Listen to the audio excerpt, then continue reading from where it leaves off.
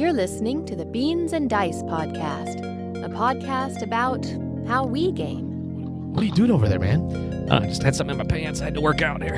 You look happy. A little happy. I wonder why. A little happy, yeah. Why is Cowboy fan happy? Oh, we started talking Cowboys Bucks game right before we came on, so that perks me right up. That'll do it. Congratulations to your Cowboys, Robert. Woo! Yeah. And we are the Beans and Dice podcast. Tonight is Thursday night. It is our live call-in show. I'm your host, Carlos. I'm Rob. And I'm Wayne. And this time I let them say their own names. Oh, how nice of you. It's like we're sitting at the big guys table at Thanksgiving. Yeah, big boy table. Got moved up. Well, welcome, folks, to Studio B, where we're going to take your phone calls and talk about what you've been up to gaming-wise. We hope that means you got to call. You got to light up those lines. It is the thing. Yeah, I know It is a thing. all that stuff, but eventually that's got to settle down. Yeah. And y'all just got to get back to calling. People like listening. I know I've heard people say that they like to just turn it on and listen to it in the background. They go about doing whatever they're doing. So I guess we just got to stop being so good at our jobs. yeah, so good at talking. We got to let other people call and talk. So, but it's Thursday night call-in show. So again, that's main focus here on our Thursday night call-in show is, hey, Carlos will lose. I like that. Is to take your calls to find out what you want to talk about, whether it's board game, nerdy goodness, Blood Bowl, whatever. Yeah, that's tomorrow though. Oh, is that Thanks tomorrow? for bringing that up. You got a show tomorrow? We got a show tomorrow night. Oh, nice. Cool. Friday night, live call-in Blood Bowl. We've been having a lot of heated conversations in the Blood Bowl Oh, have world. you? I haven't watched any of those yet. Well, we heard the voicemail. Oh, man. Oh, I heard I that. shared that Yes, with y'all, you and did that share was that. that was nuts. That was a crazy voicemail. Yeah.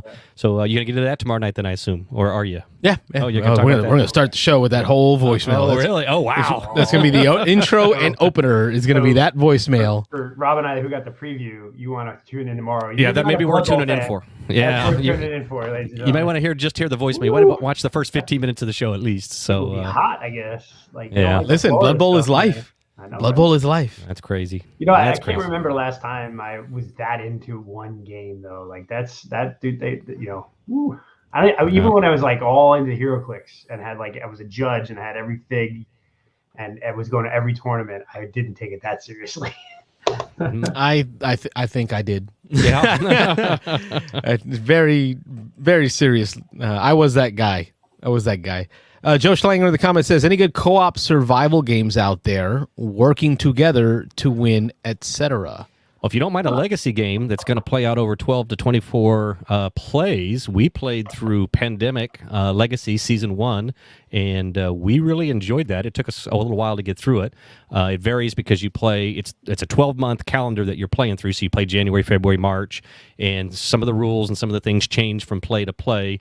But if you fail one of the months, you redo that month. If you fail it again a second time, you just move on to the next one. You take a negative consequence and you keep moving. But that one was really good. We started Pandemic Legacy Season 2, and then the pandemic hit, and that stopped. So how apropos, and we never got back to it. Hey, don't spoil it. Yeah. Don't spoil it. Okay.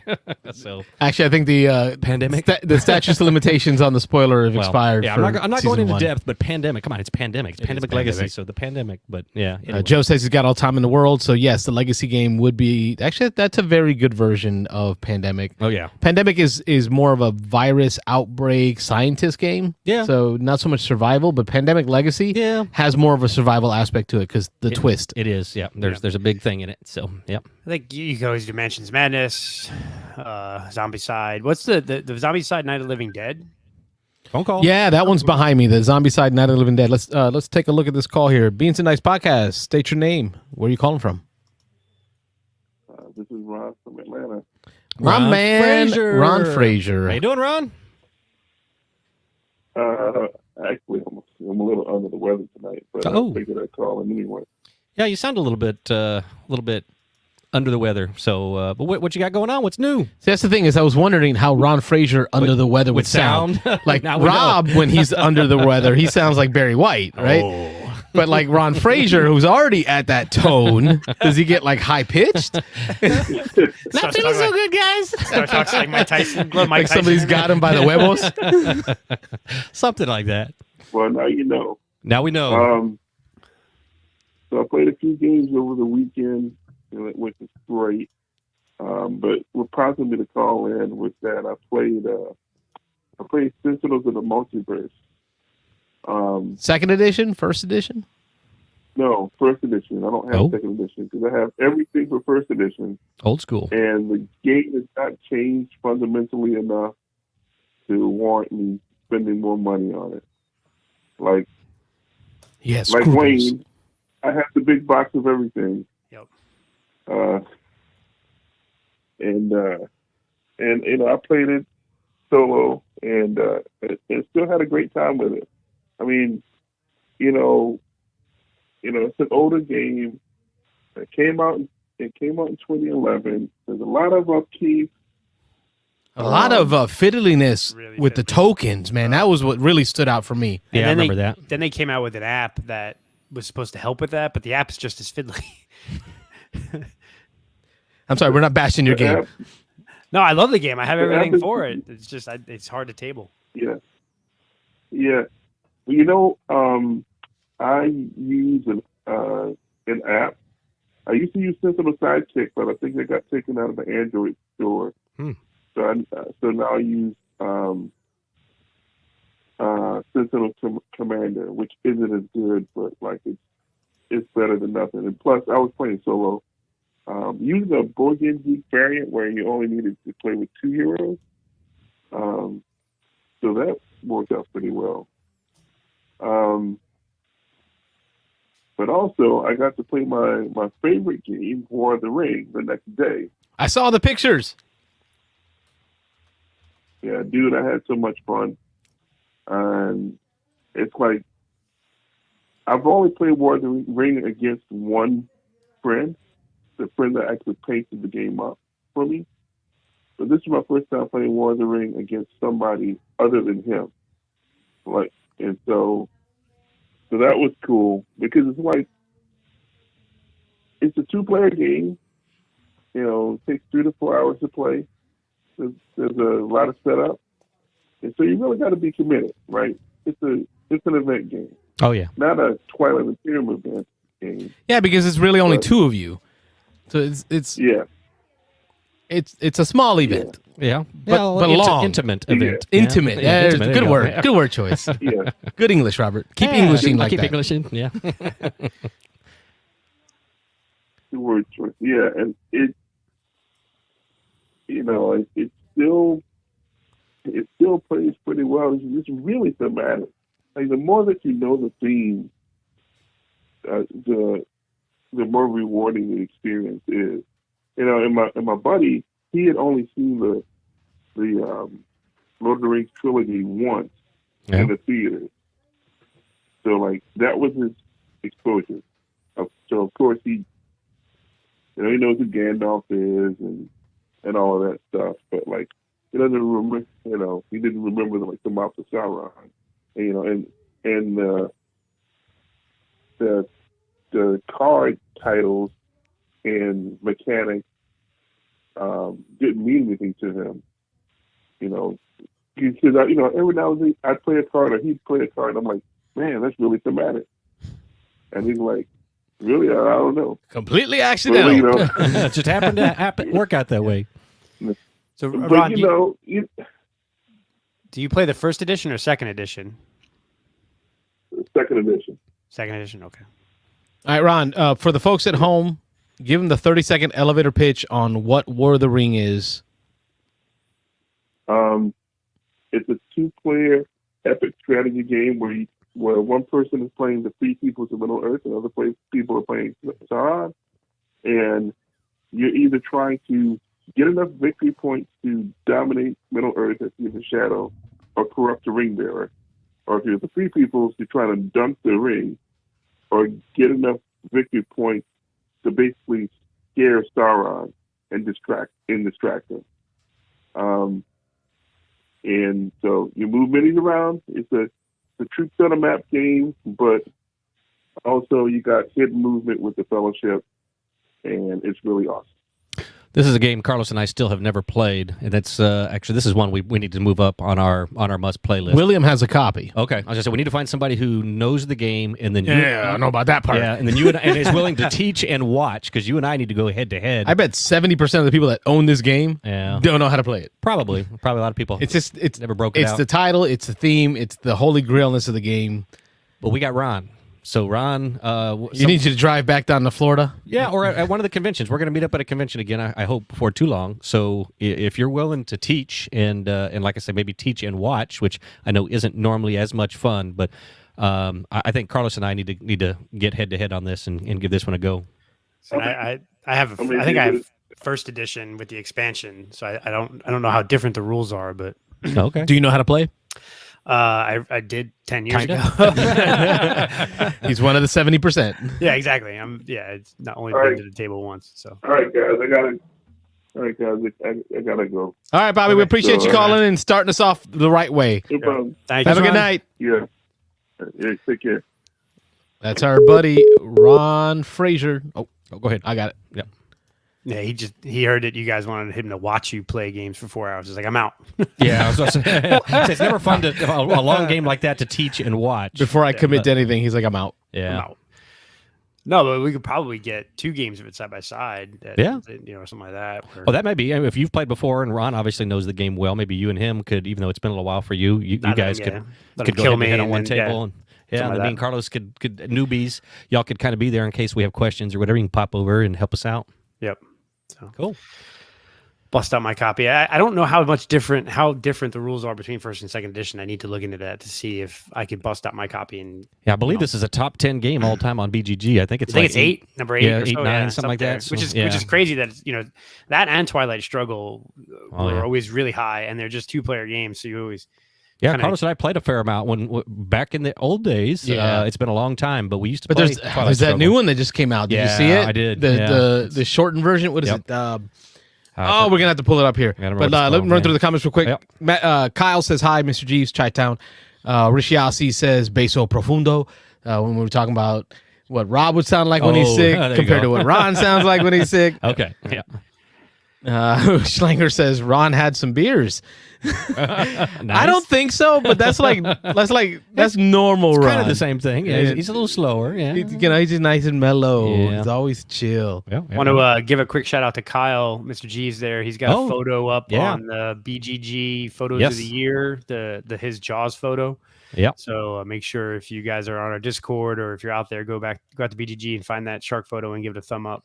Yeah, Really? It was a really nicely done photo. Yeah, actually, if we can pull that up here at some point, I know there's a link to it in our Discord, but I'll go find that. or I can look for it while you're talking. got or you can look right for it while here. I'm talking, but you got it. Find it. But yeah, they've got every year they do a photo contest or I guess it's photo contest of different games, and so you pick a game and you do a cool picture. Kyle is a photographer. I don't think by trade, but he's definitely a No, he he? that's Is that he what he also does? at one point did video work Yep. for Deadliest Catch out in like remember that. Yeah. Alaska So- and Okay, so he's all over the visual arts, and so yeah, he's done some really cool photos. yeah, He- go back into our library. You'll find an episode where Kyle joins us as a guest host, Yep. and he walks us through what he's done cinematography wise, camera wise. Recently, he posted one of Obsession, which is a game we've talked about a few times recently, and that was a really cool photo. It was some of the meeples from Obsession in a I don't know what you would call it. It's almost like a room or something from one of the things. Bless you. Thank you. Sorry. Yeah. Gesundheit. Gesundheit. But yeah, it was really I cool. can't sneeze with my mouth closed right now. Carlos is honing in on it here. Here we go. That was weird. Sorry, guys. I'm working on it. Here we go. Hey, there it is. Here we So go. So this is the thing. That's the rules of the contest. So 2022 picture of the year. There we go. So I know he's on page 2, but we can look through some of these. Yeah, let's go. Oh, these are so cool. Yeah, some of these are newer actually. When I voted a couple days ago, these weren't there, so these are newer ones. We got more photos coming up. Yeah, very cool. Blood in the Cloud. That looks dark. Yeah, that's Blood on the Clock Tower. Yeah, Heat. I like that. There you it go. is. Is this Jaws. Kyle? Yeah, that's Kyle. Number Oh 6, man, look Kyle Dean, at that. number 6. So yeah, if you get a chance, go out and check it out. You can thumb up as many of them as you like. So you can all the ones you like, you can give a vote of a thumb up, and then I think it's just purely by thumb ups at the end of the contest. Whoever has the most likes or thumbs ends up winning the contest. But there's some really cool ones in there, and I do think, not that I'm biased or anything, but I do think Kyle's is one of the best ones out there. So I'm gonna throw him some geek gold. oh wow, There you go. Let's start with get some geek gold going to Kyle there. Give him the thumbs up. He is from Chicago, so remember, Chicago. vote early, vote often, and vote dead. Okay, yeah, there you go. That happens in Chicago. The dead vote. Yeah. No, that looks cool, man. That looks great. Yeah, that's a cool picture. I don't know where like the real begins and the fake ends. Like he does a good job of blending. Yeah. A lot of his photography he has. Yeah. Oh, my game. Yeah, that's your game. That's my game. Yeah. That picture wasn't so great, but it's it's your game. It's Clash of Cultures, baby. Yeah, Clash of Cultures.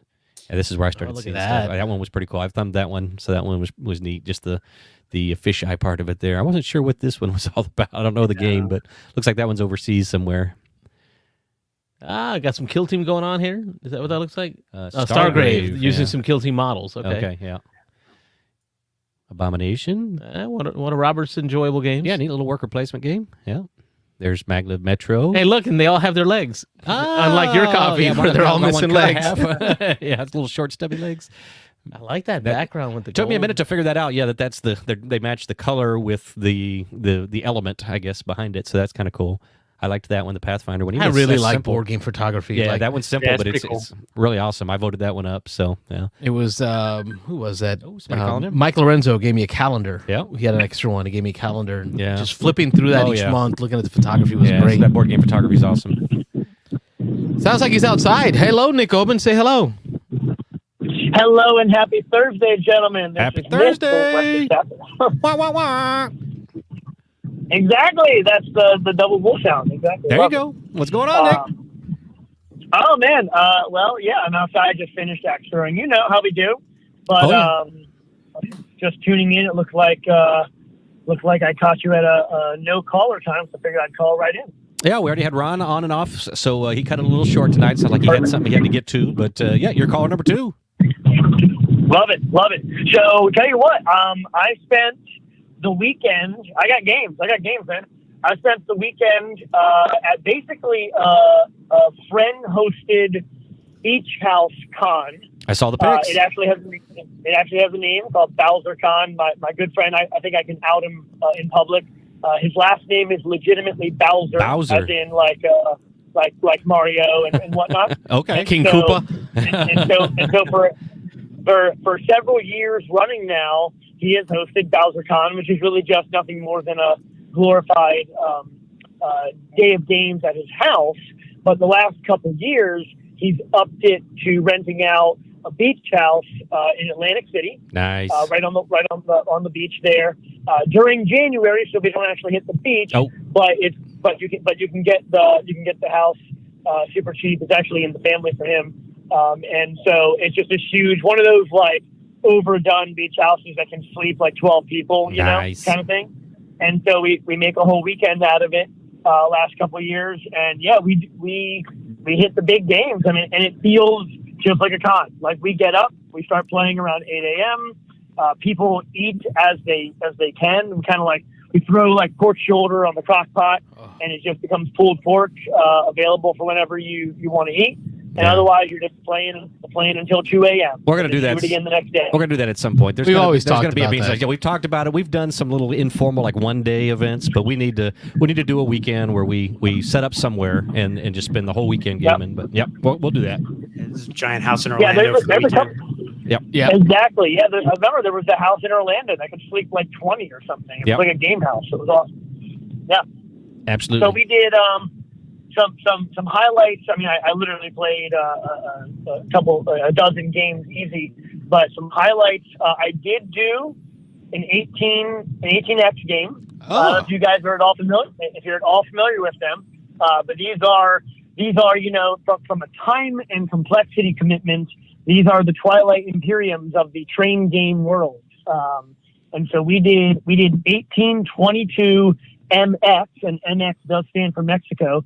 So it kind of features all the train routes, all the historic 1800 train routes coming into and out of Mexico City. And then you build out the routes, and you need to bid on companies and do investments. It's like a stock. Oh, it is a manipulation finance and game. company owning It is definitely a yeah. finance It is a game. Yeah, the finance game where you're also is a touch of area control in so much as there ever is in a train game. I mean, like if you own a city's tracks, I can't, right? And that's like a big thing unless I'm able to like buy the company out from under you, which is really hard to do. Like you can't do it without you noticing, kind of thing. But it's super cutthroat and really tight, and it's one of those where it's going to take you a while, and like hours will go by, and you'll hardly notice it. It's happened to us twice. We looked down at the board, probably at like 6 hours in. We looked down at the board, and we were like, yeah, I think we're almost done. And then 2 hours later, we had like finished that next round, and we were like, okay, now we're almost done. And then it was another like hour until we were done. Right? We're like, it's one of those kind of games. Speaking of the board, these boards are so ugly. I can't let that slip by. These games are so ugly. It's got to be up your alley, though, Rob. It's dull. It's bland. It's got cubes, right? Just like you. No dice. I don't know. This is a bit much. There is nothing to the componentry of this game at all. I mean, we're talking Monopoly quality components, right? It is literally just flat cardboard. Paper components, some cardboard components, little cardboard tiles. There's nothing to it. But the game, it did give me that epic feel of like a story that played out, because you start out and there's no track down. No one owns any companies, and you spend 9 hours building out a whole country's worth of real, and then you own a company at the end, and you've closed other companies and merged companies and doing all this finance stuff. It was neat. It was neat. I don't know that I need to do another one before next year, but we did do one last year. Last year I played, actually, I think it was like 1846, and that was in the Midwest. It was all across America. And then this year we did 1822 MX. So is there a possibility of player elimination in these games? There's no hard and fast player elimination, but you can make a mistake, and this is something. It's a little bit like, again, TI in that realm where 9 hours later, right? Like at this point, I'd rather you just kill me, so I can go home. Yeah, the table should almost not let you do certain things, and so we actually did have effectively the most senior player. He had played. Not just 1800 a bunch, but this game 1822 before, and none of the other three of us had not. And we were kind of asking him. We were like, "Okay, this is unclear.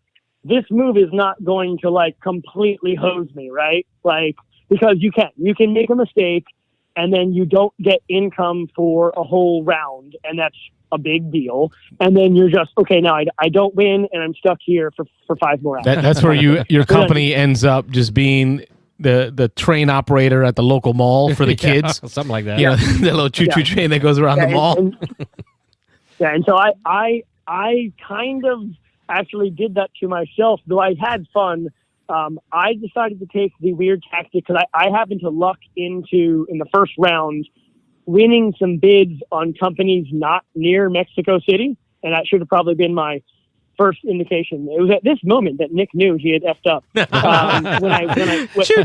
I won those bids without too much competition, because everyone who knew better was like, no, this game is about. That was a little too easy. Like, it feels like a win, but it doesn't feel like a win. Yeah.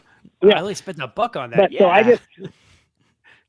So I just embraced. I owned the North. I owned the north of the country, man. I did. I was the only one with rail up there. I was making money, and I was like, it's one of those. It became funny where I was just joking that I was the cartel in the north of Mexico, and no one wanted to mess with me. And I had my own little thing, and I wasn't going to win, but like. Every turn I got to run my engines. I got to run my engines and do my thing and run my little, literally. I'm glad you played this, because this has always been on my list. It's one I want to try sometime, but I don't know that I'll like it. But he asked us, are we familiar with it, right? Yeah. We are familiar with it in the same way that we are familiar with identifying poisonous snakes. There you go. Like, just enough to know I need to stay away from that. There are poisonous snakes out there. But I know what they kind of look like, and that's not a game I'm going to jump into. But I will say, for the folks at home, if you're looking for something playable, I'm going to throw out Pan Am, right? So you got another worker placement, but financially-ish type of game where you're building routes, but in a lot shorter time. And then I'll throw out there Whistle Junction. Whistle Junction might give you some of the feels of an 18xx train and finance game, and stock ownership, because it has all that, without all the scariness of 18xx. Yeah, and So At least Pan Am is in print, but if you're at a game library and there's a copy of either Union Pacific or Airlines Europe, those are two games that are really a step up even from like Pan Am and Ticket to Ride, as far as you have stocks and you have to deal with that stuff, and that's sort of a better in between an ATXX and some of the other train games. But both of them are out of print right now, unfortunately. Whistle Stop. And I think you said Whistle Junction. Junction. Whistle Stop. Whistle Junction, yeah. Whistle Stop. Whistle Stop. Yep. Sorry. Go ahead, Wayne. Whistle Junction No, was that's okay. the all-you-can-eat place on Fowler. Okay. Yeah, so I think that was something different. I've heard of Whistle I Junction. remember that. Yeah, okay. Used to go get those Yeah. Those wings. strip steaks. And That's a little different ring to it. I'm hungry now. But both good. Yeah. Back to you, Nick. Oh, there you go. The only other one I played a bunch, but the only one worth noting, which I think if we got someone local that has it, let's get it to the table. I did get a full game of Star Trek Ascendancy. And, this is the Star Trek IP'd 4X game. You have this one, Rob? No, I don't have it. Zeno has it. And actually, Zeno, just real quick to jump in, Zeno asked me by chance at the game day Saturday if I knew anybody who wanted a copy of Star Trek Ascendancy with the expansion, because he can't get anybody to play it, so he's getting rid of it. Really? Yeah. Oh, man. I So played it, and I did not like it. No, go ahead. Oh, no, you didn't like it? I did not like it, interesting. no. So this was my favorite game of BowserCon. Really?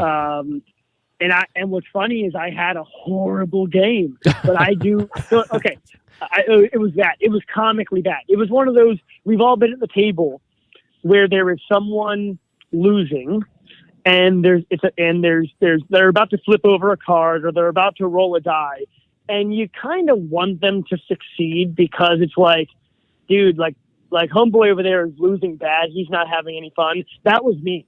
I was like. It was stand-up moments when I would flip over a system and it would be another crisis. And the other guys were like, oh, and the other guys were like, oh man, I'm sorry. That sucks kind of thing. But I had fun with it. It was fine. I played Klingons. We did the Federation, Romulans, and Klingons, the 3 in the base box. This is weird because this is one of these games that it's a rare game because the base box is a 3-player only. Yep. This is designed as a 3-player game. Now the expansions add additional factions, and I think it increases player count. I think it does. I think it goes to 4. Correct. Yeah. But it's one of these few games that was built to be a 3-player game. Yeah.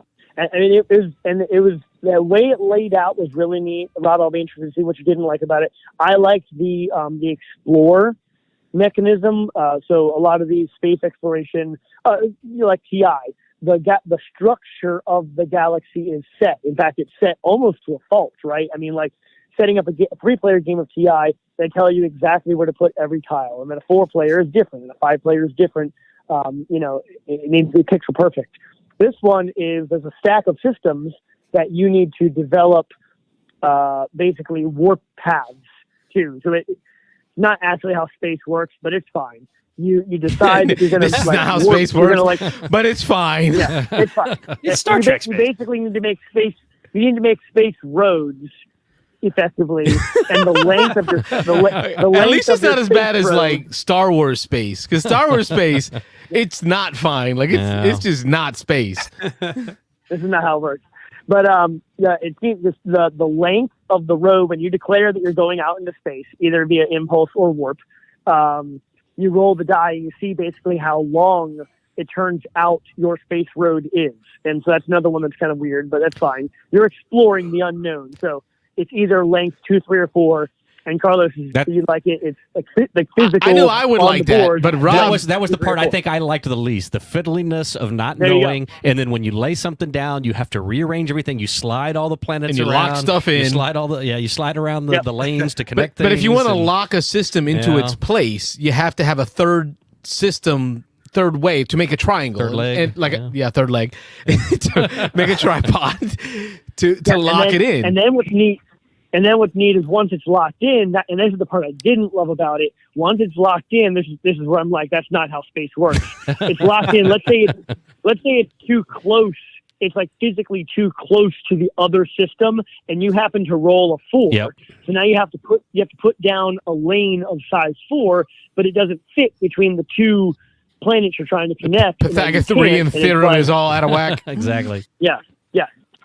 So, but anyways, but what was neat is as much as they had to draw the line somewhere on limiting where you could go, basically, and it did make the board. It made the space system we built unique to that game, and that became the system in which you had to operate. Like, it was hard in our game. It was hard for Mike, the Romulans, to get to the Federation. He had to fly through like 3 of my systems, and that's just because the Federation was able to basically wall him off.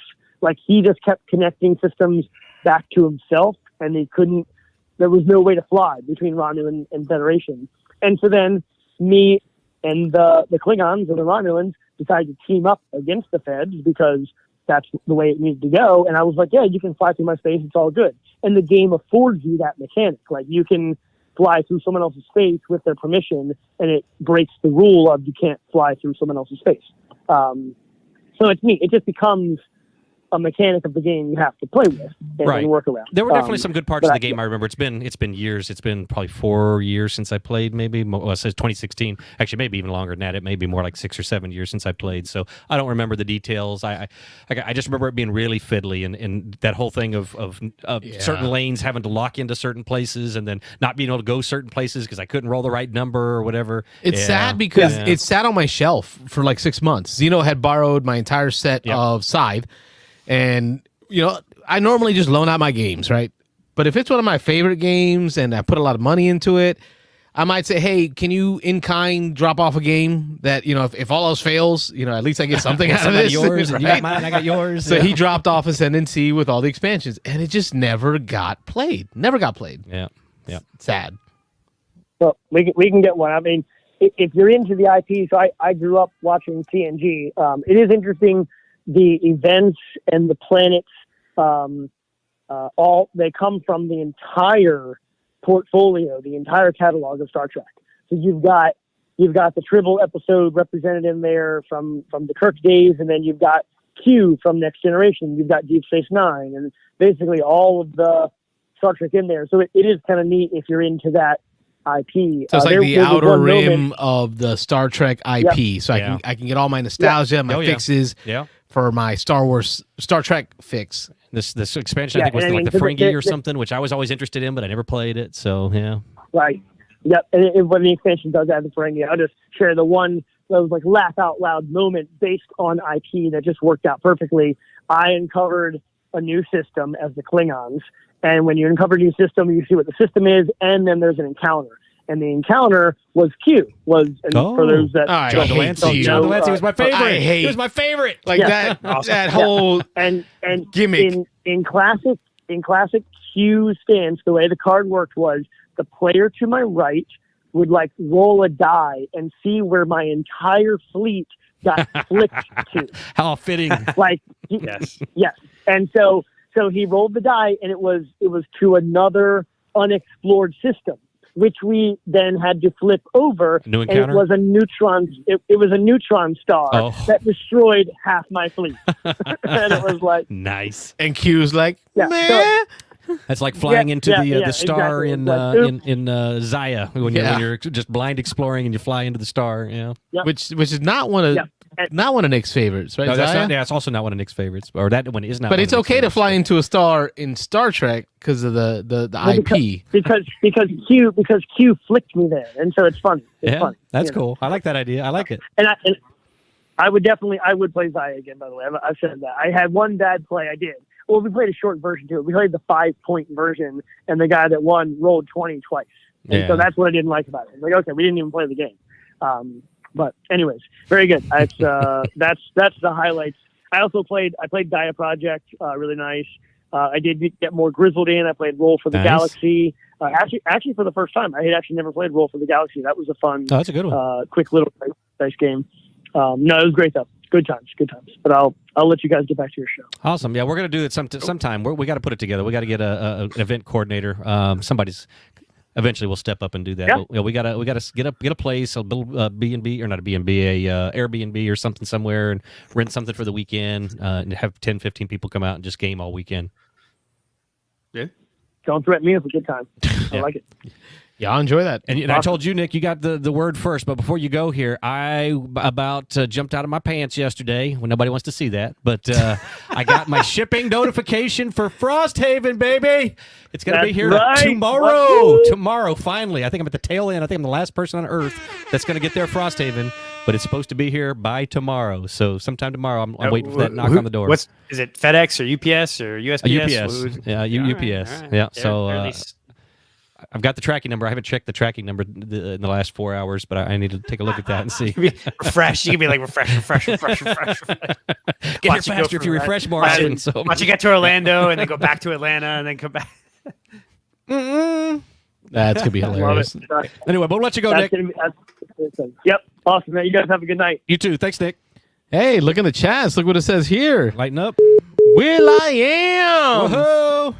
Look who's back. It's a sleeveless Will. How are you? Hey, say it. I want to hear you say it. Sun's out, guns out, baby. Look, I'm comfortable, man. I'm working 10-hour days. There you go. It's a 10-hour work week this week. All right, if this next phone number isn't from Chicago, I'm not answering. Oh, So- that's right. Kyle said he's been waiting to call in. So in the chat I there, figured so it's to open. Jump in. Yeah, I kind of want to jump in and push you to make sure everybody goes to your turn tomorrow. I'm going. No, the tomorrow. Friday Not night tomorrow. thing? Not tomorrow. I'm sorry, I can't go tomorrow. I'm actually at Daytona tomorrow. Next weekend they're doing. Actually, Nick Oben, who was just on, he didn't promote his event. He's next Saturday. Was what I was thinking. He's doing the Wesley Chapel meetup at your turn. I'm planning to be there. Even though you won't be there, I'll 'cause be you'll in Daytona. so Rob's in Daytona I'm this weekend. You're in Daytona next weekend. He's camping with his boy doing the qualifying races for the 24-hour race that's going to happen the next weekend, yeah. which is where I will be camping with my boys watching the actual 24-hour race. There's a chance I might come up Sunday. We'll see. Hey, I'm bringing Rallyman GT. Okay. I'm making sure that comes. Yeah, it's because I'm going to get that this year. I've said it 4 years now. I've said I want to play games at Daytona, and I've never done it. Yeah. I'm going to take Rallyman GT into the track and play it right at the start-finish line. Okay. Right there on the start-finish line, I'm going to get a picture of me playing Rallyman GT. Sweet. Even if I'm playing solo. Do it. There you go. I will be there that Saturday too at your turn. Okay, sweet. Your turn. The 20. I was like, Daytona? You coming? No, 20. 20 yeah, it right. is. So Yeah, 20. 20. That. Yeah, I'm planning to be there. I'm going to try to be there all day. I know that a couple people have already mentioned a couple of games. Nick was talking about Paleo Americans. Endless Winter. Oh, Endless Winter. Yeah, so Nice. we're going to try to play that Saturday. I keep seeing it on Amazon, and like it's down to like $60-something bucks. It's not bad for like the Paleo? retail Well, version. not with retail, but all the expansions. Is I what don't it's need at. all that. I don't play with any expansions ever. I don't like expansions. Wait, Paleo, the regular? You saw what I did to the expansions for Shogun. I just chucked them. Speaking of that, William, we saw you Saturday at game day. Yeah. The place was popping. It was packed. And you left. Shortly after that, we finished our game of Rasputin, which is a... There's the offender. I just needed to show. I mean, Oh everybody my keeps talking about the gosh. cat. This is the offensive cat. So I'm not a cat person, so I'm putting him down. And neither am I, but this guy just like, he knows, like the red light's on, I'm going to make some noise. Yes, it's time to eat. But we did see Anyway, go William ahead. this Yeah. weekend, and then he left the shop. And then right after he left, about an hour after he left, we finished up our game, and the place was popping, and we decided to come back over here Does he know for yet? a game Does he of know yet? Does Shogun. he know yet? Oh, Shogun. We came home. We had and 5 played Shogun. people. 5-player game of Shogun. Shogun. Like, William's How'd going to that be go? pissed. You just needed to hang in there about another 30 minutes, William. You would have caught us for Shogun. Yeah. Yeah. I played the games more than you guys, probably more than all you guys combined. All Oh, right. I don't disagree. We could have used your help So- because we got it all wrong. We did. We found out we made some mistakes, and we actually quit halfway because We we screwed kept it up so adding bad. farmers to the cube tower and never took them out. Yeah, we never eliminated them. So By the time, about an hour into the game, every battle was won by like 15 farmers coming out. And we're like, we're doing something wrong. yeah. You know, there's only like 20 green cubes. Oh, we had them almost Oh, all they in were there. in there. They were almost all in there. There was only a couple left in the box. So nobody wanted to fight anywhere because all the green Yeah. that was coming out. So yeah, we screwed that up. But it was a learning game for 3 of the 5 of us. So Yeah, so we figured we'd write it off. We told them we played the rule wrong. We quit halfway after the first year. First year. We played first the for big first year cycle 3. Yeah. to that first scoring, and then we were like, you know what, we screwed this up so bad. Let's go play something else. But now y'all know how to play. So Yeah, it was cool. I'm looking forward to playing that again. So that's going to get us to be able to put Shogun on our magnetic tape, on the big board, put here it on just the a little board, bit. Yep. and hopefully get to play it again. Yeah, I'm down to play that again. Oh, that's fine. weird. Whoa, that's weird. Sorry. Yeah, sorry No, guys. I'm going to the cafe tomorrow for the kill team. league. Oh, cool. Oh, that's right. Oh, The Kill okay, Team cool. League. Try to share that again, Yeah. see what happens. You have to report back on that.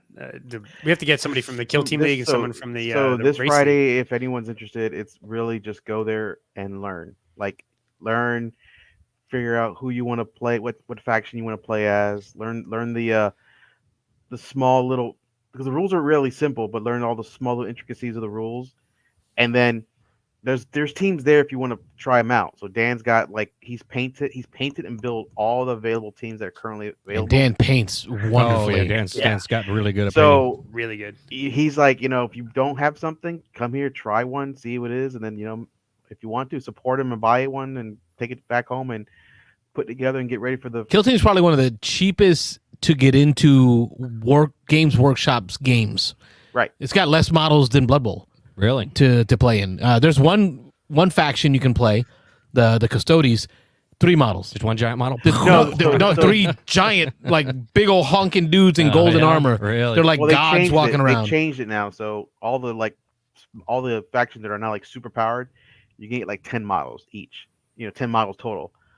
I'm bringing in an intercessor squad, so I only get 6.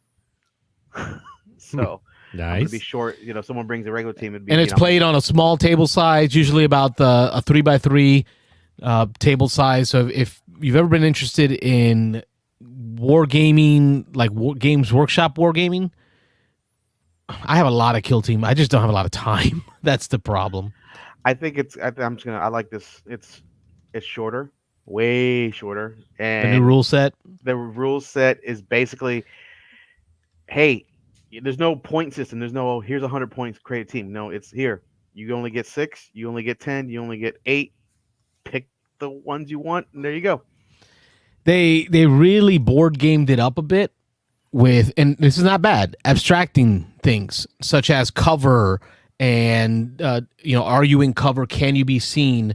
The rules are abstracted, so it's easier to identify For players like me. For players like Rob, Yeah, I don't want to who get don't that like to be far into the details. I can I physically see it?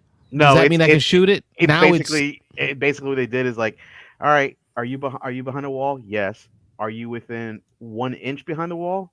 Yes. Then you're covered. Yeah. Simple. Done. If you're beyond that, then you're not covered. You're just behind a wall, and I can see you. That's it. Yep. It was very simple. I was like, oh, that's awesome. Yeah, Carlos taught me this when we played a couple of games of this. I know, just messing around with it, and then that was part of me discovering I really don't like rulers and measurements and something without hexes where movement isn't defined. So, but yeah, we They played don't some Kill even, Team. they don't even give you a ruler in the box. You know that, right? Really? In the new one, yeah. It's a 6-inch stick that's divided into 3. Hey, it's a family show. Come Yeah, on, yeah. Give it clean. calm That's down. That's divided into three measurement increments. Okay. 1 inch, 2 inch, and 3 inch. But it's So- symbols now. It's like triangles, symbols. circles, and squares. Yeah, so it's like, It's okay, so weird. That's weird. It's so simple. It's like, here's a triangle is 1 inch, a circle is 2, and then See, the problem with the first edition Kill Team, which I have probably $400 worth. Got a crate of it somewhere. Yeah, it's all. I know. I'm just playing it up. Yeah.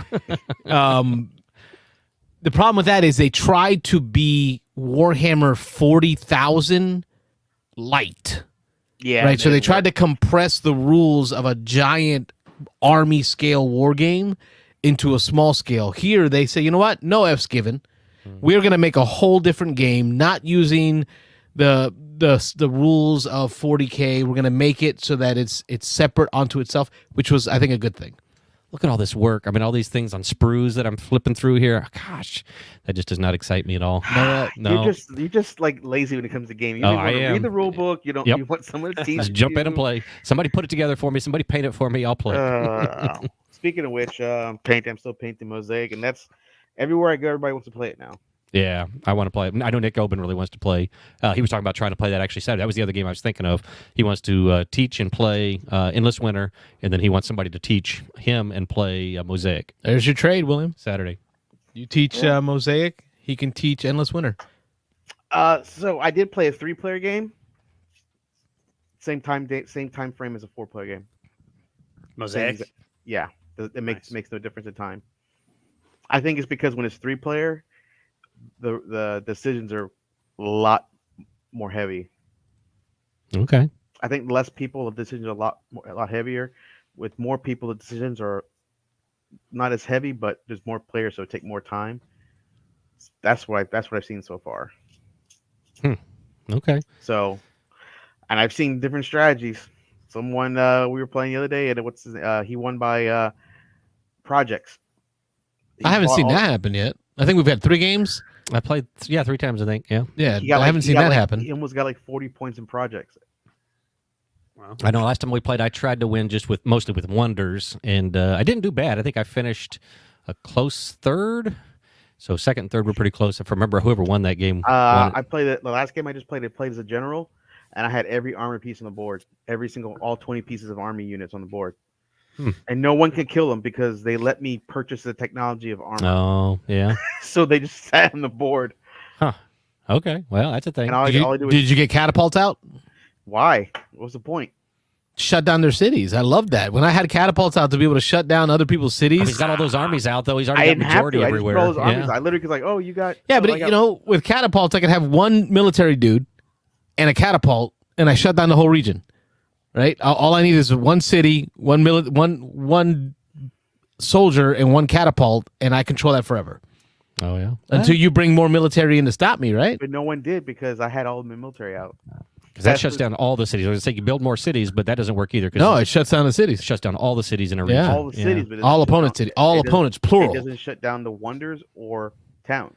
But you can only have 1 or 2 catapults. Two catapults max. Right? Yeah, so you That's 2 regions that you'll lock in. down 2 regions. Yeah, that's a good game. It is a good game. Yeah, I told you the more I play, the more I want to play it again. So yeah, I'm up for another game Saturday or a week from Saturday. I'm planning if you don't show up or somebody else doesn't teach it. I told Nick I'd teach it and play it. So if I can't show up, I'll let you. You can borrow it.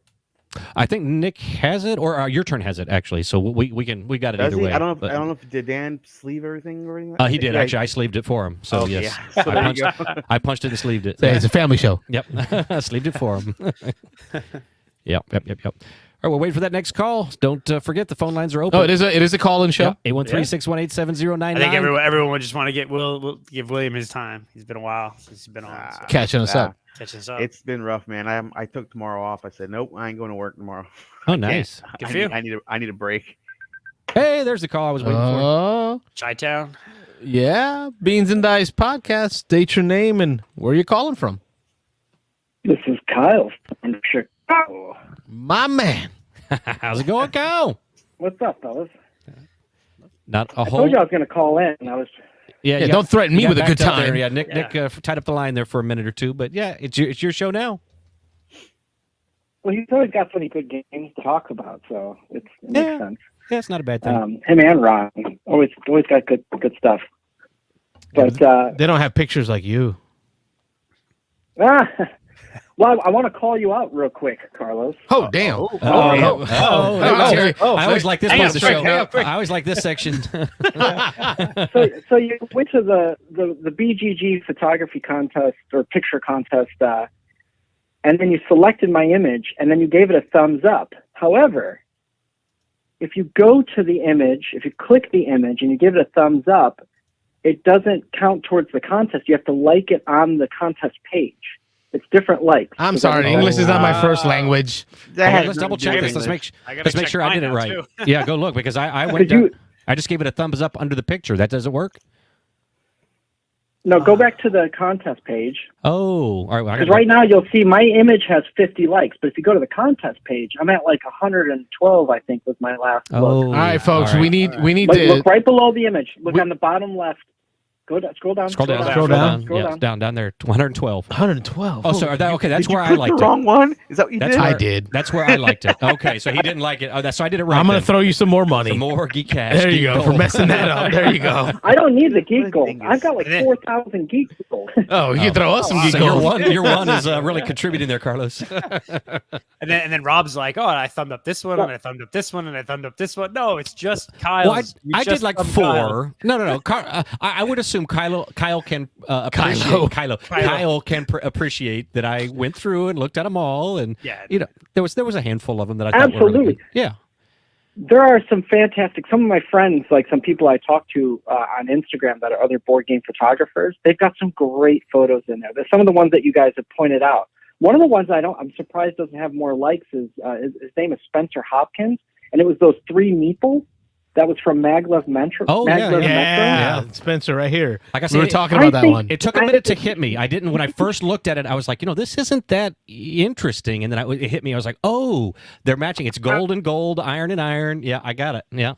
But there's something about the dynamic of like the colors and the background and the bokeh that he's created. Like these are gorgeous shots. This guy is he should have way more likes. He only has 39 right now. That's ridiculous. He's one of the best board game photographers out there. His work is incredible. Wow. So you've got a level of 39? appreciation that I don't have, I guess. Yeah. I'm assuming that board gamers don't really. Well, I'm gonna say me. I don't have artistic eye at all, so I don't know what I'm really looking at. You're a Neanderthal. And that's fine. If you don't like the image, I get it. I mean, like it's different things appeal to different people. Some of the ones you pointed out, I think there's one below that. I like the that one I really below like. Spencer's.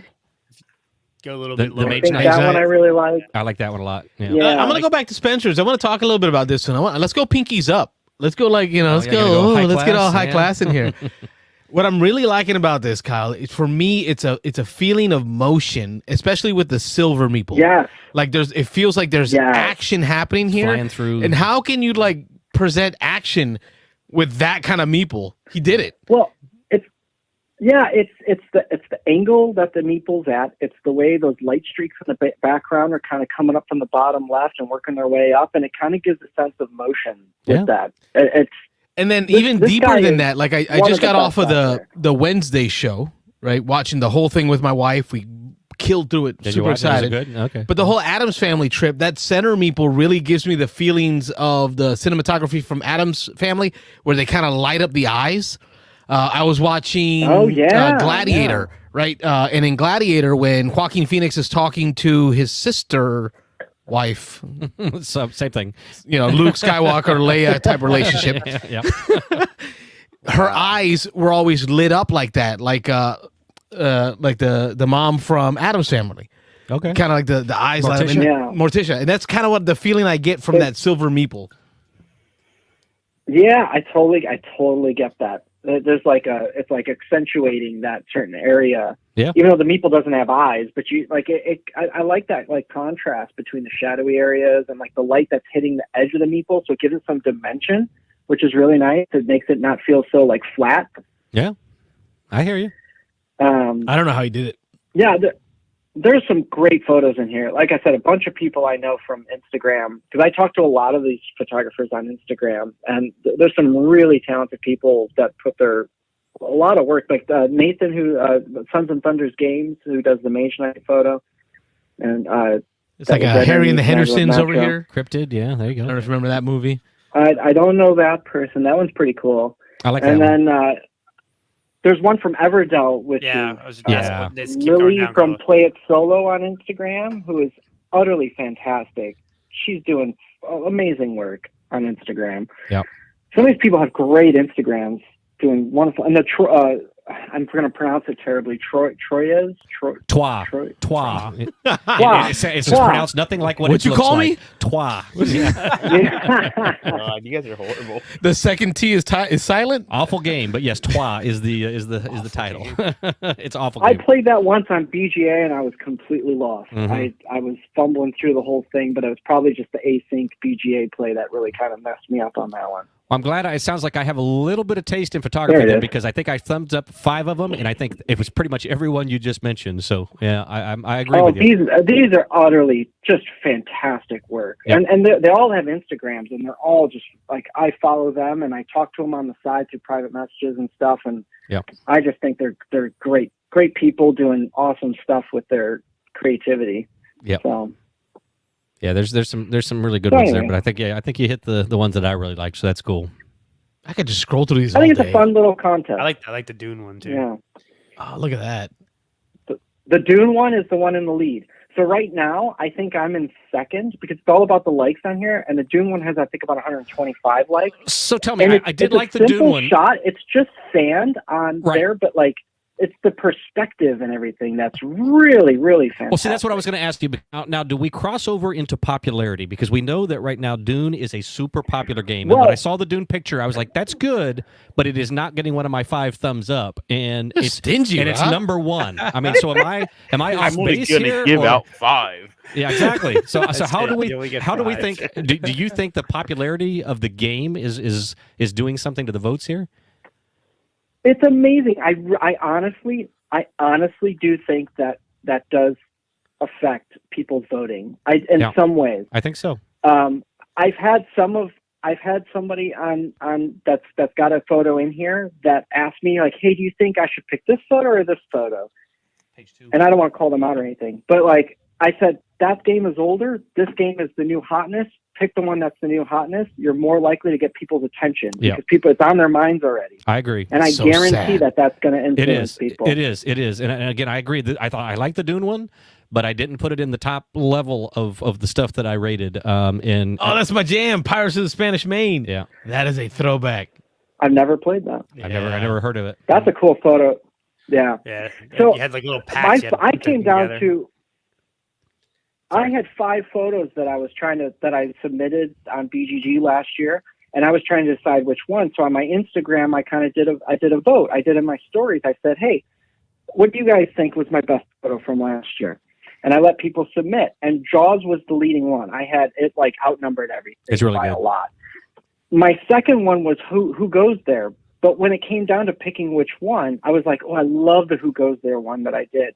But when I was thinking about it, nobody, like, not a lot. William knows. William has Who Goes There. Good game. Good. Got some good Yeah, art. we got a viewer of the show. He knows what we fun. like. Yeah, Look at that. That's cool. He's tuned in. Yeah. He is tuned in. He's getting on the pulse of beans and dice over there. But basically, it was like not a lot of people know Who Goes There is. And although it's a cool photo, I feel like Jaws. People are like, oh, Jaws. I know Jaws. Yeah. Even if they don't know the game very well, they're like, I know Jaws. I know what's going on here. Like, Oh, that that's cool. scene. And Like, that's we why- all know. Even my kids who've Oh, never yeah. seen the movie Yeah. know that scene. Like, they know that image. They've that- seen some kind of image of that before. Yeah, somewhere. and then immediately in your head, you hit dun, dun, dun, dun. Right? Yeah. Now, let's get your professional opinion on what I find. And I've seen some of this before in some other fruit games. Like, doesn't this look like what you see when you go to the local Chinese restaurant Ben and all artichokes here. on the sign? Like, this is like number 13. You know, the number 14 is General Tso's chicken. Horrible. Am I wrong? Horrible. We I all like apologies that, to though. Rachel. I think it's lit pretty well, though. I kind of like it. Like, I picture this on translucent type printing with like fluorescent Showing lights you what behind you're it, gonna eat. shining. Yeah. Yes. Well, when I was handing out my 5 likes, I did pause on this one, and then I thought for a half a second, I was like, you know what? Somebody just threw some vegetables together and put some cards up. We know how behind much it, you hate so- vegetables. Oh yeah, no, exactly. So vegetables are not my jam, but I'm a meat and potatoes guy. I was but, just thinking about yeah. like intro to art class you took in college, where like the first day they put like a bowl of fruit on the thing, and you have to try Yeah. to draw it. You know, Yeah. Intro to art, Rob. That's where you drew me like your French girls. Oh yeah, well, let's not talk about that. Trying to erase that image from my memory. Yeah, it's not quite 10 o'clock yet, guys. yeah, exactly. Oh, After slow dark. down, slow down. 2 more minutes. After dark, why- yeah, 2 more minutes. 2 more minutes to after We're dark. so family friendly. We'll Oh, get they there. can't We'll wait. get there. Don't worry. But yeah, actually, this one's a new one. I didn't see this one earlier. It's okay. Picture It's perfect. picture perfect. Yeah. Mhm. Let's go through. Let's go Yeah, through. no, it's Who can find what interesting. pieces from where? Next. William, you know this one, Nemesis, right? Or AVP. Oh gosh. Yeah, it's this glorious. is Another bunch. glorious day in the core. There's your Jaws. The dice. see the bottom, Deadpool. dice at the bottom is Sushi Go. Where are these dice from? Dice. That's Sushi Go Party? Sushi roll. Sushi roll. roll. Sushi roll. That's Sushi it. roll. That's from Matched. The flamingo is from New York Zoo, and so is the penguin. Yes. Which You got Wayne and I there's a just shark in the back from just played. Escape from Atlantis, right, all the way in the back, Where? right in this great thing next to the alien. that's a Jaws. Oh, that's Jaws. Is that Jaws? Yeah, Oh, that's okay, Jaws. alright, That's the yeah. same one. Yep, Kyle did. Yep. Oh, okay.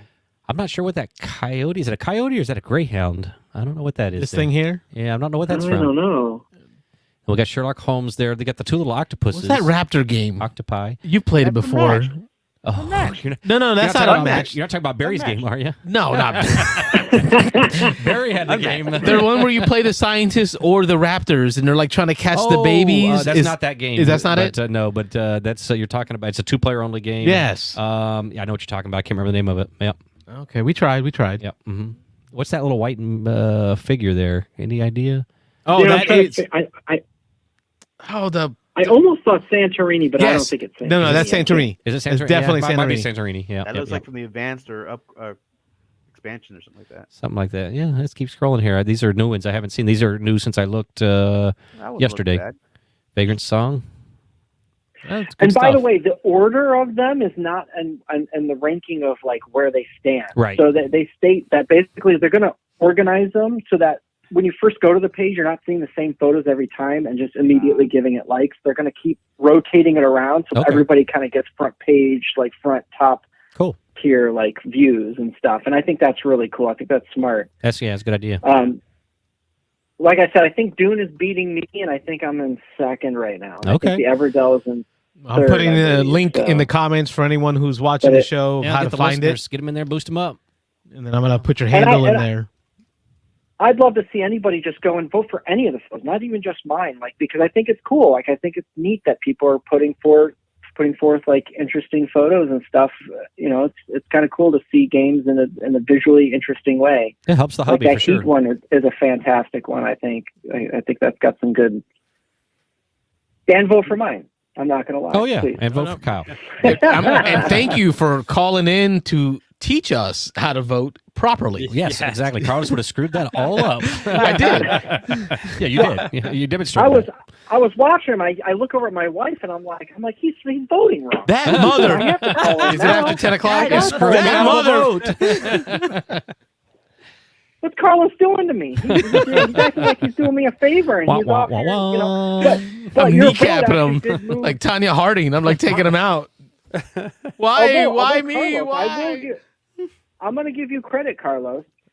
So on the Jaws actual page, when you go to the images, you actually bump my photo up from number 3 image to number 2 image. So thanks for that extra vote. Your vote you made just him number bumped 2. me up. So, Hey, that collateral I do damage was appreciate you. intended. All right, folks, so do both. Go to the photo and thumb the photo up, but also thumb it up in the contest because we know y'all can put stuff.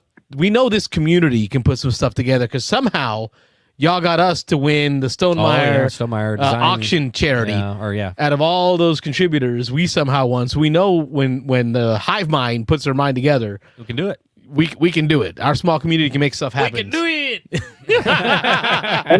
Is that Rob Schneider? You can do it. You suck.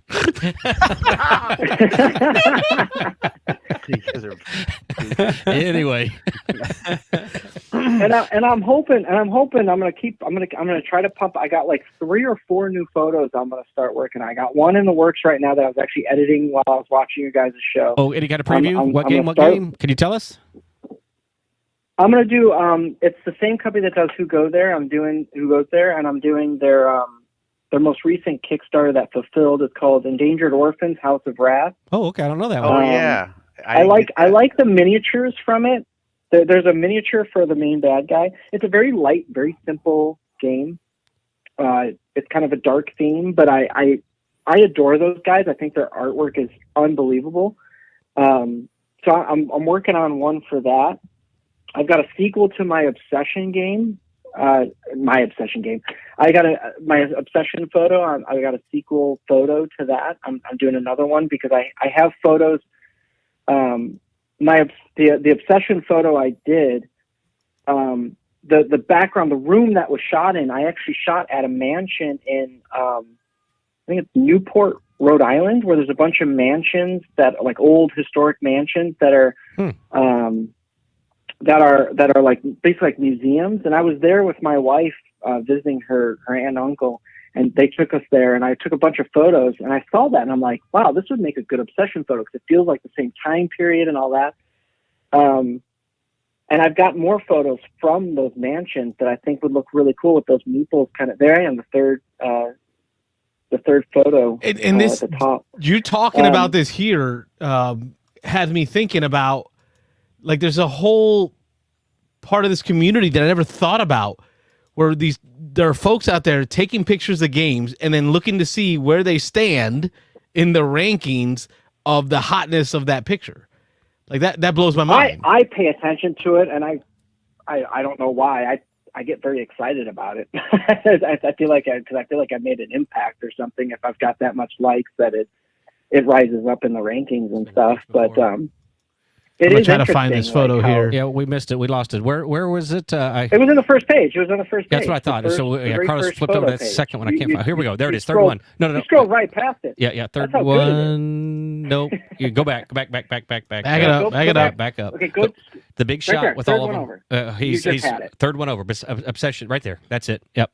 So there's a little bit of a delay, so you're behind us. There it is. He found it. He got it. We blew it up. Oh, that's what it is. Yeah, so we're there. We're a little ahead of you here, but you'll see it here in just a second. So But yeah, really cool. So when I do my photos, I try because I'm using. Is this a real house? Photoshop. Yeah, it's a mansion in Newport, Rhode Island that I was at. I took this photo, and then I This is insane. And then all of my images, I basically take photos I took and then do digital editing to kind of like mesh things together to kind of make like I think a I story, mentioned make that like earlier about something going on. before you called about how I don't know where real starts and like Photoshop ends. Well, this one I've had a lot of great feedback on it. I was kind of surprised by it. This And one really, I liked did a put a lot. lot of work into it. I focused a lot on the lighting of the meeples. I tried to simulate the lighting as best as I could to kind of simulate what the lighting was in the room. Yeah. And then in editing, I tried to create shadows on things. So like you'll notice like the little tile by the chair, I created the shadow work behind it and stuff to try to match and kind of make it feel part of the scene. Like I'm working on those things to try to like blend it in and make it feel natural. And you're like, wait, like is this like a miniature set? Like how did, Wow. I thought this was exactly that. I thought this was a little house or something, a little mini house that you'd taken a picture, you put these meeples in there and took a shot of it. So that's really cool to know that that's an actual full scale, full size. Yeah. Oh, it's an actual mansion in Newport, Rhode Island. Wow. And these are like summer homes for very rich people from back in like, I don't know when. It was a long time ago. Yeah. But then other museums. And I walked through and I took these photos. Yeah, and I showed one of my buddies and he's like, wow, you took that photo? He's like, I thought it was a stock photo. And I was like, no, I'm not going to use, there are very rare occasions where I'll use like a stock, like element to add in, not in this one. I think in the Jaws one, I used a little bit. But most of the time I'm generally always I'm going to photograph most of everything myself to try to blend it together. And I am using a lot of editing, which I feel like is kind of a cop out. Some of these photographers are just using what's in front of them, but I'm trying something different. I'm trying to find my own niche in the arena of board game photography. So very cool. It's good stuff you're doing. I mean, I was really impressed by this when I saw it. I mean, like this is one of my favorites that I've seen that you've put out there. Yeah, when he makes it big, we get to say that we interviewed him first. Yeah. Oh Lord, really? Just got to get that in there. I would have. Wait, what happened? What? No, that's not a dig. It's it's my buddy. Now, Obsession. Why not Obsession over Jaws? I submitted this one this year, and the contest is for all 2022 photos. Yeah, this one's brand new. So I'll submit this one for next year's contest. Oh, okay. And this year's contest when they do it next January. If Obsession even matters, then it will. If Obsession is still popular, yeah, then? it will be. Obsessions. I mean, everybody's. It broke the top 100. Yeah, it's a great game of games on Board Game Geek. So it's at 92 right now, which is pretty impressive. I don't think Carlos has played this one yet. Have you, Carlos? No, it's a good one. You'd like it. Which is the other thing I wanted to talk about person. when I called in. I hope I'm not. Nobody else is calling. I think it's better in person. It's physically, the components feel just nicer, and like moving things around just works a lot better. So I played it a couple of times with my wife. I just got this game for Christmas, and I played it a couple of times with my wife. And so I'm playing it a ton on BGA. I am playing the heck out of this game on BGA. There is an element of luck, and I think that's the biggest complaint everybody has. The marketplace has a bunch of luck. Everything that goes out there, like depending on what your turn order, you might grab tiles before other people, and those tiles can help you win the favor of the Fairchilds, which is going to give you extra perks and bonuses and stuff like that, which can help you win the game and everything. But it has that mechanic that But- allows you to move that market, which is some games don't do that, and so you do waste a turn It's doing true. it. But I do appreciate any game that allows you that opportunity to clear stuff out and to get a fresh view on things. So. And there's variants of the game that you can add that can kind of mix things up a little bit. And I know that when I've played online with you guys, some of you guys, with Dan from Your Turn, Yep. right? Is it Dan from Your Turn? He started some games, and he does a bunch of variants that are really interesting. Yeah. Where it alters when you like what you know that so the Fairchild, who you're trying to win over the attention of each full round of turns, they're going to be like focused on one element of your estate that you want to build up, and whoever has the most points in that estate is going to win over the Right. attention of the Fairchild. And generally, that's open knowledge throughout the entire round. However, there are variants where like you don't find that out until like a couple of turns into the round, which can affect like people's purchasing choices and stuff like that. And I think that's really interesting. The and it tiles kinda they mixes up upgrade the game, and- and Yep. exactly, yeah. So I like it. I like how you're like selecting the different aspects of your estates to like do certain things, like you're building up prestige, or you're building up money, or you're inviting more guests, or you're just like. There's something about the theme that just really catches me, and the attention to detail to theme and mechanics. I was is getting ready to say that. I was going to say it fantastic. kind of gags me to say it, but this is a game that the theme really does something for me. I really like the theme in this Whoa. one. Yeah, it's crazy. Whoa. Yeah, I crazy. think if you're a fan of Downton That's Abbey, why I call in. upstairs, downstairs, this is a great game. I think this game, and there's a bunch of games that I've played on BGA. Like I'm playing Teotihuacan and this, where there's just I'm missing one thing, or I'm missing some connection that really helps you score a lot of points. Like I'm doing well at the game, but I'm not crushing it. And so that's why I definitely need to play this in person and see the components and get a little bit better of the flow of the game. But it is a really cool game. 100% agree.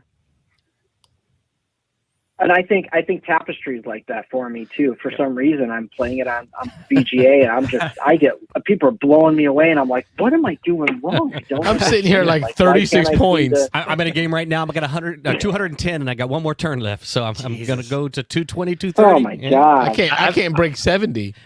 I've gotten close to 200, but I can't break 200. Yeah, I finally broke 200. Yeah. yeah. There's nothing about this game that makes me want to play it. Mm. Like, it is, One. there's This one here? Not You're a fan. lost. Down- You're You're lost. lost. You're There's lost. nothing. Yeah. It's No Downton fun, Abbey though. in your past, Something Carlos? very You're not a charming fan? about it. Yeah. Not on Univision. It's a really good game. It's not on Univision. I think it's going to keep moving up the rankings. I wouldn't be surprised if this is in top 50 before too long. And gonna it's have already to got try a it second out. edition And that came people out are- that fixed some of the issues with the first, right? There was a bunch of like misprints or something in the first edition. I don't or think I ever something played the like first Yeah, edition. there's some misprints. It's right now. It's like edition 2E, I think, is the one I have, and I think he fixed a bunch of things that were just kind of little mistakes or whatever. But Yeah. That's the same thing I would have said about He- viticulture. Like viticulture never interested me one bit, and it really wasn't until some conversations with you, Kyle, that got me interested in playing viticulture. Yeah. And You fell asleep talking about not just Oh, the I theme, but love the that mechanics game. in the theme. So this is going to sway me to not walk away from it. try it. You'd be surprised. The mechanics might be kind of interesting if you really like ignore the theme, and some of the mechanics are kind of interesting, like how you Ignore select the things theme and you're for just trying to Carlos? build things up. And That's not happening. I wasn't all that interested in it either initially, and then I kind of played like if it was somebody started a game on BGA, I was like, all right, I'll try it. You know, I kind of like the idea of it, but I didn't. The mechanics didn't seem to appeal to me, and the gameplay, from what I knew of it, didn't seem to appeal. But there's just something when you play it, it starts clicking, and it's like, oh, okay, this is good. Yeah. Dan Halligan, the designer, he's very passionate and he's very active. I noticed on BGG, he will respond to people's questions in the forums for the game, like instantly. And he's very active, and he's like, hey, and I wrote him an email and just explained to him, just said, hey, like, I got this game, and like, thank you, because my wife and I have really enjoyed playing it. And he wrote back a really nice email back and just said, if there's anything I need, like, just hit him up, you know. And I think it reminds me of Jamie Stegmaier. Yeah. Any creator that's going to interact with the community like that, I think is a plus. Yeah. And it doesn't mean the games are perfect, but if you're that engaged with the community, I think that's a wonderful thing. And then you throw on top of it, he's also recognized he's the artist too. So it's not often you see the designer also be as dedicated into the art. Well, people criticize the heck out of it, and I kind of like the muted, simple tone of it. Some people wanted a little bit more depth to the art, and I don't. I think it would have been distracting. I like it, the color scheme, and keep it simple because visually there's nothing distracting. I know exactly what I'm looking at. I'm not distracted by any sort of outside element. Game. I was just going to say that, William. It looks like a GMT game. So, a little bit. Absolutely. I'm Yeah. used to seeing that kind of artwork with GMT games. They make it simple. The pictures. With just pictures Yeah. of, you know, Iconography, very yeah. basic. Think of Twilight Struggle. That's what when we talk about GMT games, that's the type of game we're talking about. I never played that. Yeah. Whoa. Play it. Good game. Yeah, I know. It's good, but it requires a lot of plays to get halfway decent at it. So it's a lifestyle game. Do not play it with someone who plays it religiously, because then you'll not want to play it. No chance. They'll slap you down like there's no, like you'll lose so bad. Like, I don't want to play this. Yeah. Play it on BBG. So I want to mention two more things real quick. Yep. Real quick. I had caved in and I backed Castles of Burgundy. Castles of Special Burgundy. edition. Did you go all in? I'm gonna blame. No. I went lowest tier. Okay. I had to have a conversation with the wife. I already promised her a dog and a new baby. Wow. Damn, bro, you gave up too much. A dog and a new baby for Castles of Burgundy? Okay. Wow. I'm passionate about my games. That is listen, deep. Yeah, at least don't tell me I'm not I don't even know if I love castles that much. Listen, you're not going for the speakership of the house here. You don't need to give everything up, okay? You got to learn to portion things out a little bit. You got a I goldfish, said maybe. one step at a time. Let's work on the dog first. Okay. Yeah. Okay. And then, I'm going to want to hear Baby. stories about Kyle as his dog shows up. And he's the only one having to feed it and walk it. Like, how's that Castles of Burgundy feeling now? It's gonna be like an Irish wolfhound that's like a 400-pound dog. Funny. So I blame Wayne though. I do too. I Kept try to. taunting me with it, and I'm just like, Listen, man, I can't say much. I adore this game. I can't pass this. Here's up. my I can't printout pass from this just up. 2 days ago of more Castles how-tos. Oh, Castles are so good. And I've been playing this the crap out of it on. I found it on Android. Oh, did you? Oh, Such a good I game. love that game. I Classic. love it. I ended up upping my Every pledge time even. What did you up it to? What you told Well, me that not game. from what you and I did, Kyle. We talked on our Discord about it, but no, from when I originally backed it, I just backed the base game. But no, I went in with all acrylic tiles, and the only thing I didn't get was I did the sun drop with all acrylics. I just didn't do the miniatures. I don't need all the little miniature buildings. That's too much. I don't think the miniatures are worth it. And then one more thing I want to spit out, and the one temptation I have, and I'm like, God, is this going to cost me like another dog and another kid? That's probably extreme because it's kind of a smaller game. But on Kickstarter right now, there's a game called Hollywood 1947. And it's part of I think it's called the Dark Cities series by Facade Games. Yeah, a bunch of videos got posted on YouTube about that last day. And I think it looks really cool. It reminds me of like Avalon. But like in a theme that appeals more to me, which is like Hollywood and like the back in the days when they were basically accusing people of being communists, right? And in Hollywood and stuff like that. So, the whole was the McCarthy area, where they were basically accusing all sorts of people of like communism and whatever. You gotta be careful with that, man. And I quite a few people who listen who probably don't know what that is. Post World War II, they don't Red know Scare. anything about that. Yep, just right after. And I think it looks really slick. I'm not going to back it because obviously I can't afford to have another dog and another kid. So I think that I think it looks really charming. I mean, this might be worth a hedgehog. Throw a hedgehog out there. Be like, hey, let the kids have a guinea pig. Kids can have a guinea pig or something, or This is on my My watch kid's going to be like, I want a cat. And I'm going to be like, oh, God, here we go. Here, go back one picture, Carlos. So this is part of the series, just to throw it up there. I couldn't remember the games that were in this. Tortuga. Oh, the book series that they had? The shelves, yeah. Mm-hmm. Oh, Tortuga was... They're cool looking. They look like William little books, and I think it's and really Mitch played fascinating. Tortuga out at Gen Con, right? Deadwood. That was... Yeah. Oh, that was a great game. Yeah. Was it? It was a good game. It was a really good. It's a really good back and forth game. I haven't enjoyed it. played any of their games, so I have no idea. I haven't played any of these if either. any of them are good. I've heard, like Dice Tower said that a couple of them were really good and a couple of them were pretty bad. So I gotta find out what the good ones were and give those a try. But in this series, I mean, they look cool. I like the idea of having them look like little books on the bookshelf, and they're minimal components. They pack away easy. They cover, I think there's 4 or 5 of them in the series. They cover. I know a couple of them are social deduction. I'm not a big fan of social deduction. I'm not a big social deduction guy either. So Yeah, but there's a couple of them. I feel like this is. I mean, what are the mechanisms of this game? Because it does feel like a social deduction Avalon resistance. It is feeling. a social deduction Avalon style game. Which You're trying to find of a the social communist deduction games, it's a little different than some of the social deduction games like Werewolf and stuff like that. So I think Avalon, what I liked was there was like this whole voting system, and you kind of submit, and it's kind of like under the radar, like, like, wait, like somebody in there was a traitor, but who, like, I kind of like that. And that's, I think, kind of intrigues me. I really turned away from social deduction stuff because I kind of get frustrated with the whole lying aspect. I'm not really good at it, so Neither am I. I get caught every single time. It's terrible. Yeah, you do. I suck at it. Well, what's the game with the bugs?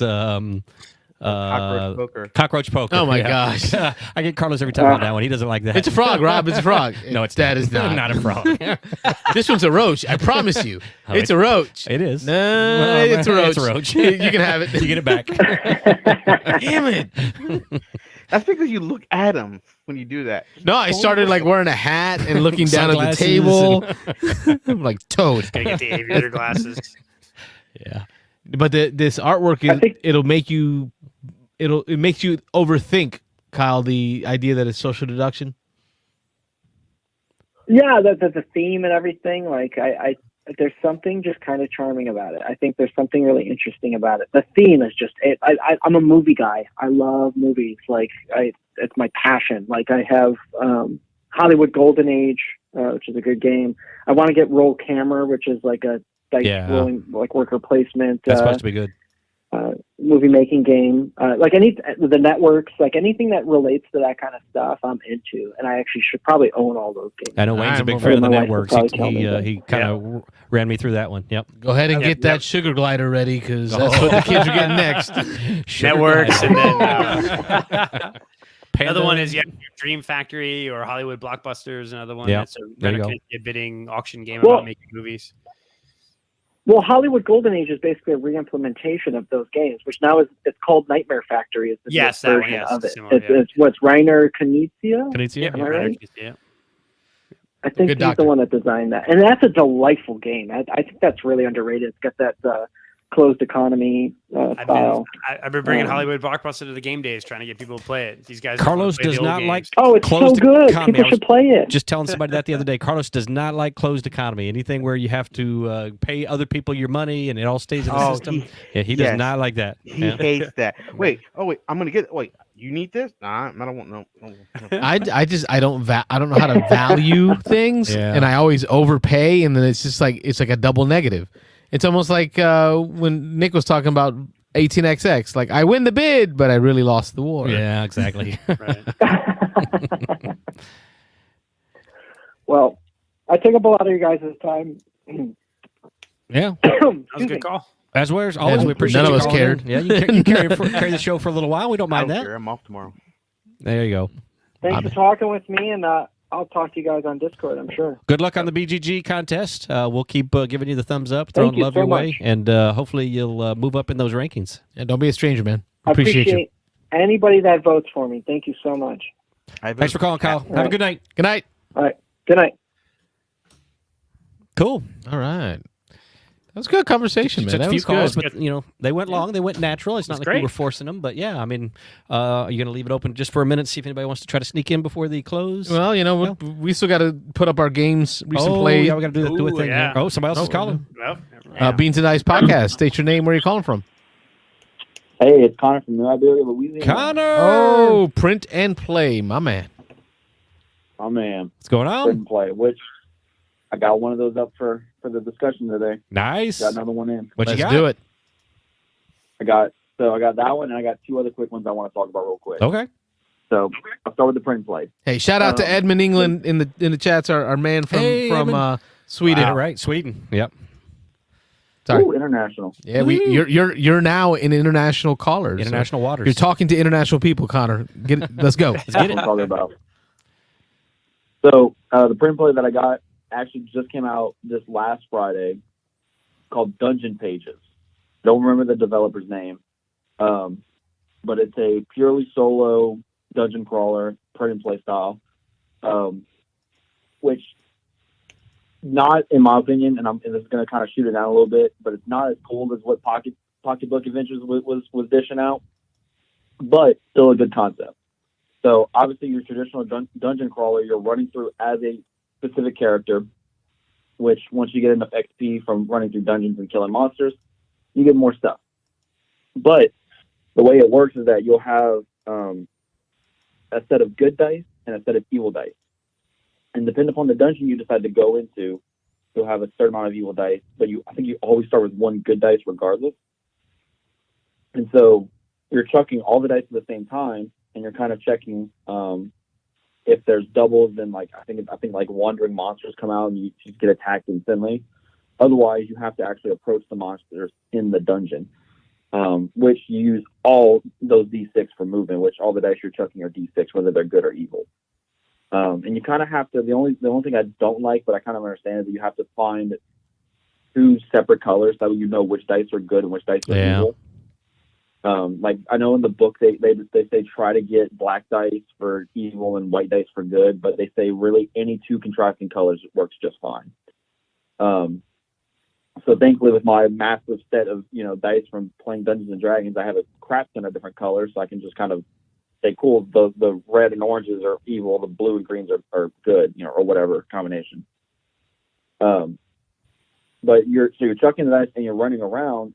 You're running using different movement abilities that your character might have. You have attack abilities, and they show you the direction. So, you might have a light crossbow that gives you a range of 2, and it tells you can either go orthogonally, or it can maybe go diagonally. It can, round corners, stuff like that. Even spells might be able to do stuff like that too. Movement works the same way. You roll dice, you pick a number, you go however many spaces your character allows, and you pick a dice number to fill in a square in the dungeon itself. And you follow different rules for different symbols, but once you surround it a certain way, you get access to that ability, whether it be money, XP, fighting a monster, treasure. So basic in nature. It was a little confusing at first, but they released almost like a patch. They re-released the rule book with some updates, like we understand some things weren't clear. So overall, solid game, and you can actually go buy it on, I think it's P&P is there, or I forget, there's a website that on the BGG page that they advertise. And you can still pick up the core set, which has a couple of heroes and a couple of dungeons. But I actually backed the year-long adventure, which means that every Friday I'm going to get a new hero and a new dungeon. Cool. So every Friday for the rest of the year, I'm getting a new one. So Jason and Jason are the designers. Looks like two Jasons. So there you go, Jason and Jason, JJ. Yep. So that means every Friday I'm getting a new one. Also, with Sunshine City, so now I have 2 print plays that I can kind of just generate whenever I want at this point, and just kind of play out at my own leisure, which is nice, considering I don't get to go out and play board games as much anymore. But that kind of covers the whole Dungeon Pages discussion. What are y'all thoughts? I see that you're looking at the BGG page. Yeah, we're watching a video on it now. Somebody just kind of don't have the audio obviously, but just watching them kind of explain the rules and go through marking off numbers. I mean, it reminds me of something. I can't remember what it is. Sudoku? A little bit, but there's a board game that it reminds me of, that you're making paths through dungeons. And gosh, it's been a long time. Well, I say board game, but I can't remember. It was pretty simple. It wasn't a roll and write, but something I played for 4, 5, 6 years ago.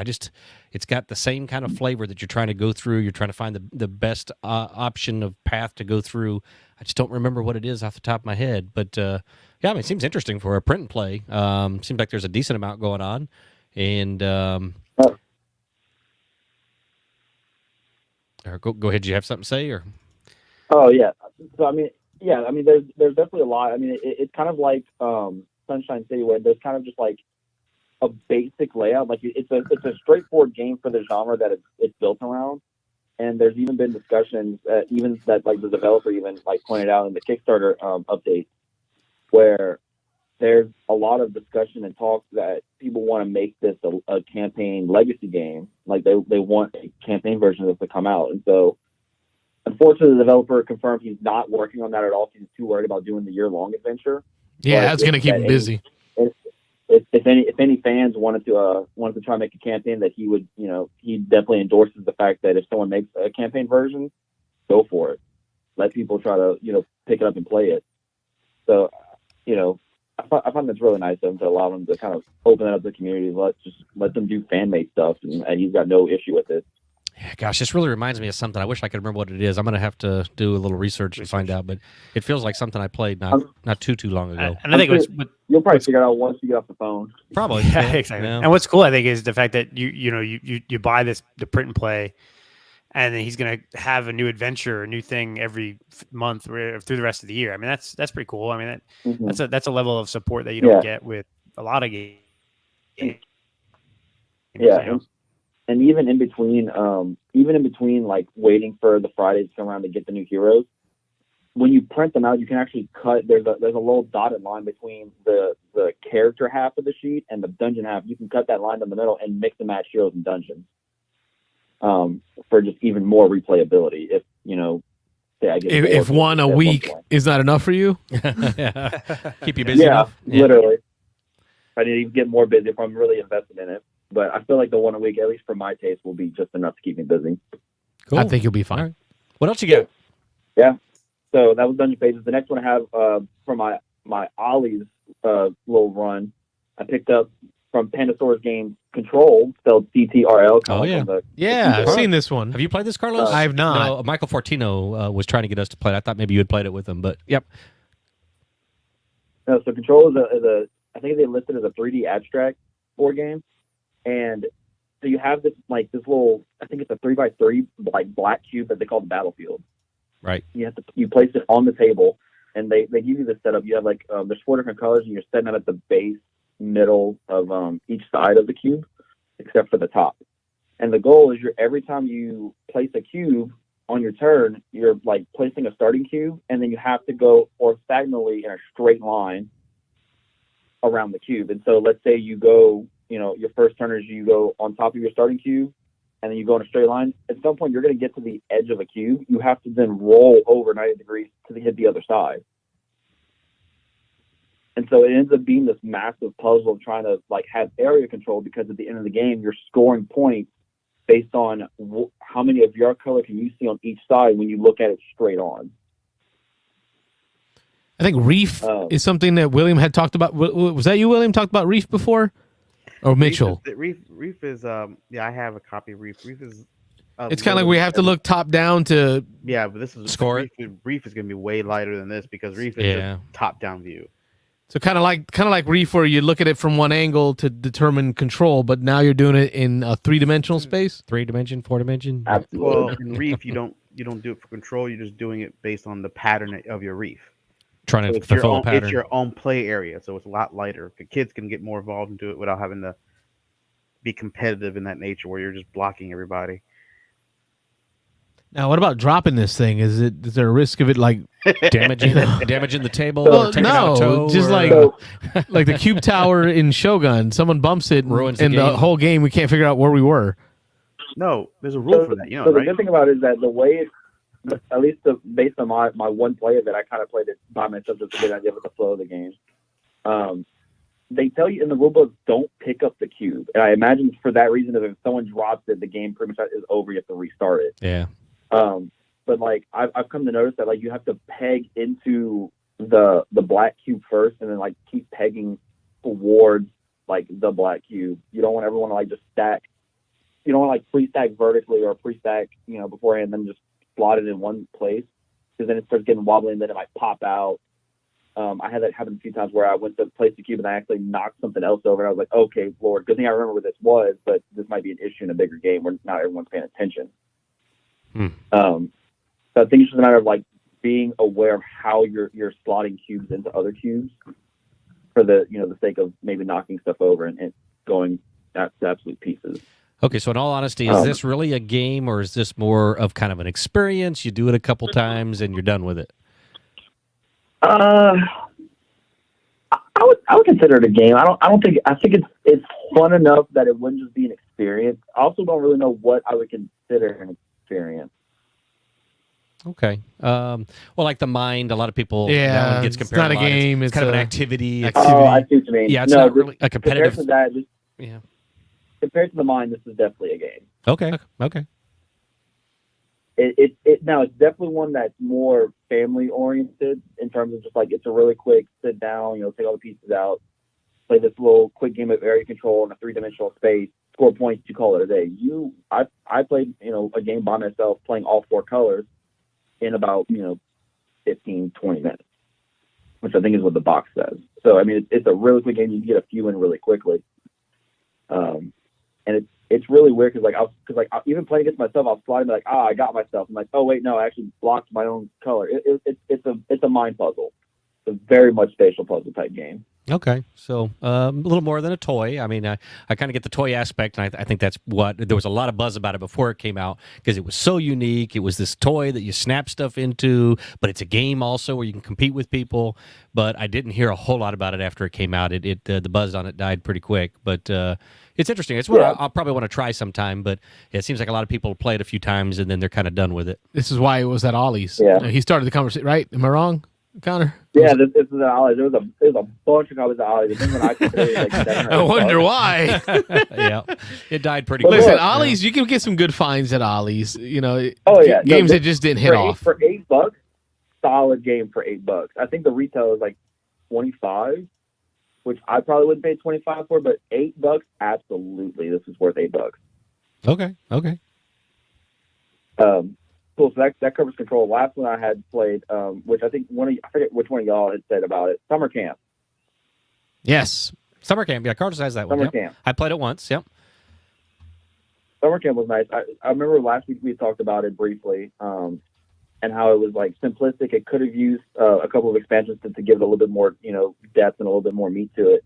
But I honestly am just completely fine with how it is by itself. It's super straightforward. I feel like that's a really good gateway game for those that are trying to get into the hobby. It's a good gateway deck builder. Sure. Yeah, it's really not hard at all.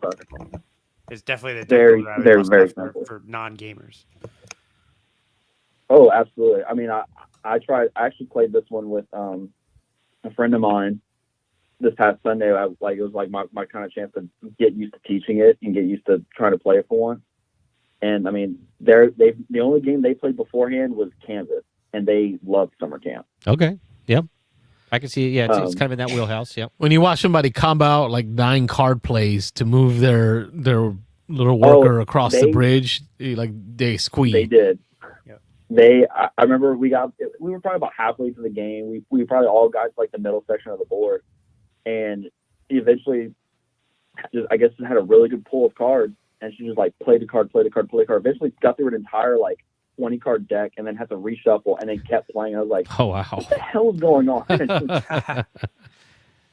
Yeah. So really, you can really, if you're someone that goes hardcore into trying to min max your deck, it's really good for that. But if you're just trying to relax with a cup of coffee or something, just play something light, it's really good for that too. So again, $8, exceptionally worth it. Oh yeah, you got a bargain on that one.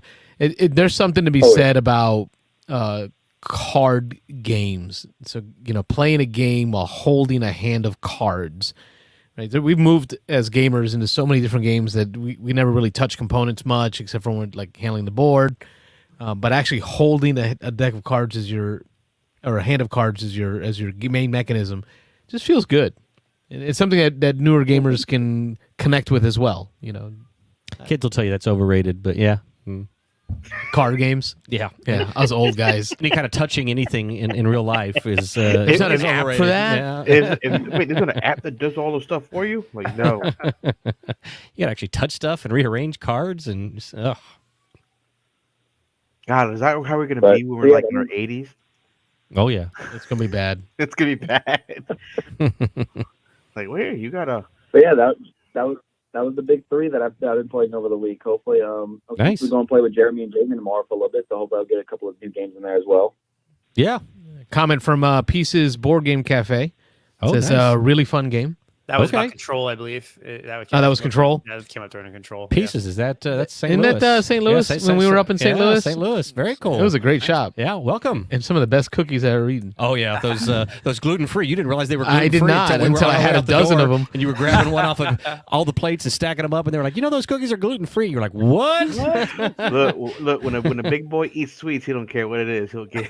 You don't care what's in it as long as it tastes good. Oh, this is Pieces in Trenton, Ontario. We are okay. international. Oh, wow, very Look at nice. There you go. Okay. Achievement unlocked. Now we know what game cafe to go to when we if ever we go to Ontario. Well, it depends on the Ontario. cookies. It's been a Depends while on the since I've been cookies. in Canada, they but gotta I have have gluten been to in those Canada. cookies. Yeah. Gotta have gluten in them.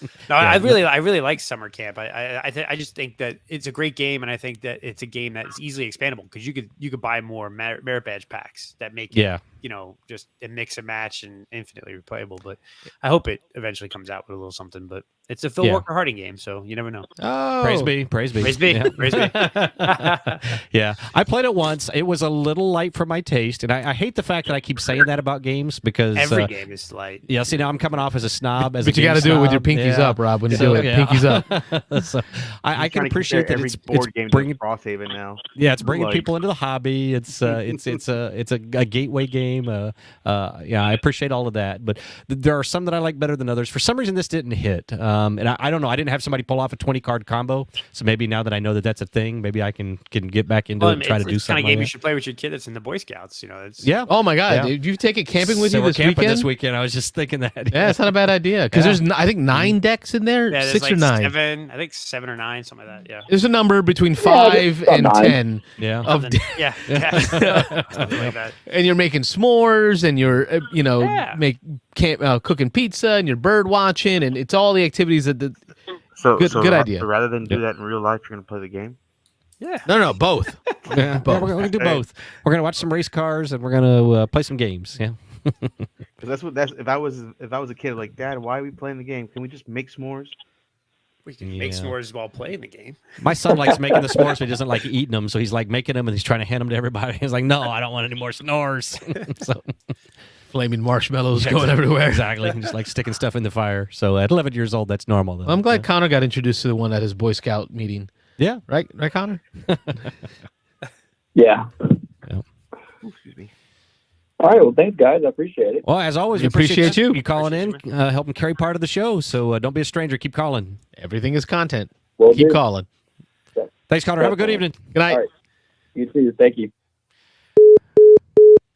So that's what All right. We're going to cut that phone, I think. got the photo. I think to Rich's comment that we were live on Facebook and Yeah. YouTube, and that's why I have both up, Rich. This way we get Oh, count yeah, the count chat. for views in both, and you can see the Yeah, chat. See, People Wayne's wanna talk like to each other. and they Wayne's like can't- in the Yeah. Matrix, like he's Yeah. plugged in. And I have monitors everywhere. Well, I have And I have the Twitch up here, I have YouTube here, and I have Facebook over here. I was going to mention to people at home, we again have adjusted the setup here. No big surprise. That's a fluid thing. Carlos still can't quite find the one he likes, but so we keep looking this way. We've got a big screen TV over here, and this is where all of the BGG stuff we pull up is. So if you're seeing the side of our heads looking this way 90% of the show, that's because we got the big screen and we're pulling stuff and scanning. Giving through away the stuff over magic, there. Robert. You're Well, giving away the magic. I'm turning one of these cameras around to show you what it really looks like here. Oh God. As Ron knows, it's a smaller area than you might think. So we're kind of crammed into a corner here, but Yeah, it's well, all after good. Ron left, we needed a cigarette. We were so close together. It Oh, was- for too long. That was 8 hours in close proximity. So All right, we're on the ranking There's some boards because ranking- we did oh, get some there we games go. played. ranking board, we got a couple in. It was, bid some game of these day. games. I need to see where you guys rank 'em. Oh, there we go. Yeah, Could have you did. some You played comment. some with us. So we had just a few that we played, but all right, what are we going to See, queue up? I'm gonna go You're through going to go first. You got the marker. since last Thursday. I you're got a giving me the marker. I got 2 Okay. Sharpies, Poppy. Okay. All right. You got the got the bigger budget. sharper than mine. What's Budget. up I with guess that? it's always bigger I got than the- I yours. got the We little skinny we Sharpie. confirmed that last. We are after dark. We're almost 11 o'clock here. It's 10:45. So after last show, I got another at least 3 games of Potion Explosion up. Oh, okay. Yeah, I think that's already on my list, isn't it? Yeah, I think I ranked that a couple weeks ago. Did we get you in on one of those? Yep. No, I have not played that with you in a long, long time. I think last time we played it was at Simon. And I ended up putting it on the board last week. I play this some more, and it allows me to move it, but I don't think it's moving from where it's at. Okay, so below Tapestry, above Tiny Epic Kingdoms. Oh, we want to show the board? Oh, yeah, we got a look new at camera, that. Hey. new camera angle of the board. Hopefully, you can see that a little better. Actually, you can make that one big and make all of us small. He's got the camera. We're going to play with the camera views here. So yeah, we have a camera just for the big board. There now. we go. There we go. You can tell who the Eurogamer is. That's the person who wrote in tiny text. Oh, God. Perfectly. I'm going to rewrite symmetrical. all my stuff. Y'all Perfect. keep giving me crap about that. I'm going to rewrite them all. Yeah. Okay. Anyway, Some of us are blind, man. We can't see. so you're going to put you're The not potion gonna, explosion's not moving. you're going to leave it. So again, Yeah. it's going to stay in the middle of your rankings, below Tapestry, above I Tiny think it's Epic almost time to Kingdoms. take a game down, man. I'm Oh thinking no, I'm going there. to. I don't think I can get any more games in. I might get one more. And So that's before it. I even write games that I played, I have to decide will it make it on the board. So the Rob. what's the first one? What do we play this weekend? We play. See, I played on Friday night. That's pretty clever. Gong Shang Clever. Gone Sean Clever. We played that. We played that Saturday. We Yeah, did we end all up playing played it that, Sunday, so- but I did play it Friday after the last show. But that's so clever. Yeah. That's so clever. I'll put it down too. We'll both rate it here. But Yeah, while we're here. that's going to make your board. I It see. is making 'Cause it you on wrote board. down. Okay. I don't know. You can look at the board and you decide if it makes it for you. Yeah, go ahead and do your thing. Oh, I love the smell of Oh, Sharpie. God. In the morning. Warm smell of Sharpie in the morning. This is okay. So Gong Shang Clever is a flat out roll and write game. It's just dice. And this one's gonna be easy because it's it's in that lower quarter. We got Marvel United, Ready Set Bet, Caesar's Empire. It's definitely better than Quicks, definitely better than Skull. So I think officially this movement here is gonna throw Burrito off the board. Oh wow. Okay, but just barely, or is it going up above Skull? Quicks? What do you think? I can't hear you. So he's trying to pull. There we go. Not a user friendly board. So you got throw burrito off there. He's sliding down Skull. He's sliding down Quicks. It's going above Quicks. Quicks is so good. You can't go above Caesar Empire. No. He's got it below Caesar's Empire. So below Caesar's Empire. Oh, I'm sorry. My above head was in Quicks. the way. My bad. Oh yeah, we could say I was narrating. That's all right. So So throw burrito is officially off the board. I don't know if my headphones are going to reach over there. So I've got it. I'm going to put it on my board as well. As I think here, let me just run down my list. While you talk, I'll place it. Okay, you can place it. All right, We'll do that. We'll so swap. come to this side this time. So I've got Unsettled Trajan, Mosaic, Tapestry, Welcome to Ethnos, Lost Ruins of Arnak, Guild of Merchant Explorers. As I read these, this is going below all these. So it's Ready, Set, Bet, Alhambra, New York 1901. All right, now we're starting to get warmer. Star Wars Outer Rim. I'm going to put it below Outer Rim. Heat. Ooh, you know what? We're getting in the neighborhood here. I got Heat, I got Potion Explosion, I got Skull. I'm going to say it's above Skull just because it's dice. It's just rolling dice. It's just filling in numbers, coloring and stuff, comboing some stuff. I know you love the combos. I'm going to put it between Potion Explosion and Heat. I'm going to say below Heat, above Potion Explosion, and I think that fell off. So I think we can slide them down and fit that last one in there. Is that going to work? All right. So Carlos is working on the mechanics here. So we're sliding down Caesar's Empire, Kites, Flamecraft, Point Salad from bottom to top. Then we got Skull, and then we're going to. I don't think I got room, Robert. No room. Caesar's Empire's coming off. All right, take off Caesar's Empire. I don't hate that. I don't hate that. Let's take that off there. Yeah. So Caesar's Empire is going to slide off the bottom of my list, and That's So Clever is going to go between Heat and Potion Explosion. Yep, slide Potion Explosion down. Right. So yep. we got the first one to drop. It's the quick and the easy. I like Potion Explosion, but I like That's So Clever. Yeah, we talked about putting a third microphone over there. I think we need to. Yeah, maybe on a stand or something. So when you're that doing part of the we show, can hear you. Yep. Let's see what the comments say about that. How wrong we are. No, Vanna's got nothing on Carlos. The board cam. Yep, that's us. All right, we will throw it to William and Wayne. Any thoughts? Any comments on that? I'm looking at Carlos's list first.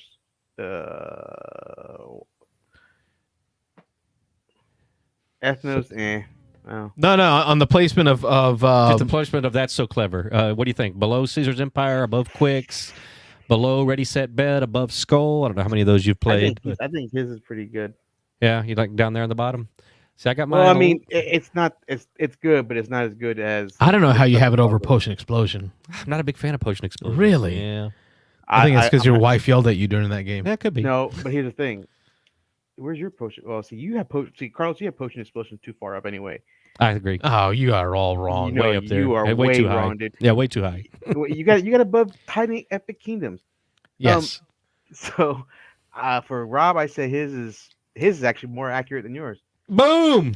That just happened. That just happened. And Anyway. I don't agree with him hardly ever. Oh yeah, I- that's a thing. Yeah. Although I you do accept. you do like to disagree with Carlos though too. So, but anyway. In war games, he's always Okay. wrong. But No. Okay. Speaking of war definitely wrong. games, He's always wrong. Potion Shogun. explosion, is that high? Shogun's going on the board. So I'm gonna go. Ooh, that Sharpie. That's fumes from the Sharpie. All right. Get a little high there. Yeah. Sharpie high. All right, Shogun. Something's gonna come off. So Skull's coming off. Yeah, Shogun's gonna bump something for me for sure too. Jeez, but That depends on what ooh. I'm living in that Ethnos Tapestry potion. It's above Potion Explosion. It's above Tapestry. It's above Ethnos. Oh. This is where it gets hard. This is where it gets hard. I don't know. I don't know if I can push it over Mosaic. I just don't know. That's Yeah. still pretty high. Well, goodbye, Skull. Yeah, something's got to come off there. Come on.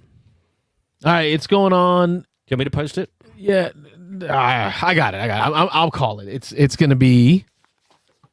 All right, let's see. I'll Now, narrate here. Now, are these just games you guys recently played?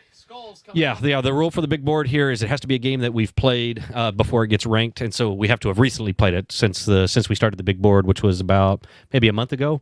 So these are games we played in the last month. So this is not our all-time top 15. This is just our top 15 of games we've played in the last. I think all these we played within the last 3 or 4 months. So he is putting looks like maybe below Mosaic. Oh, maybe above Mosaic.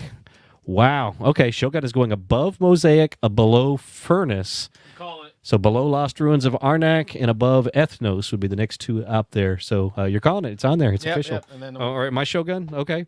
My Shogun is going to go. I like Shogun quite a bit. I'm going to say you've got. It's going to go on the board. Yep. So we get rid of kites. Yes, we can get rid of kites. I again, no love lost there with kites. Sorry about that, kites. But you've got it above Mosaic. I'm going to say I'm going to put it below Mosaic. I've played it a lot more than I've played Mosaic, but I'm going to put it below Mosaic. I'm going to put it below Tapestry, but I'm going to put it above Welcome to and Ethnos. So it's going to go there in my top 6. I guess it's going to put it in the 6th spot. Is that 1, 2, 3, 4? Actually, 5. Yeah, right there, 6. Yep, between Welcome to and Ethnos. Is that what I said? No, actually, I think. Did I say above Welcome to? I think it was above Welcome to. Yes, above Welcome to.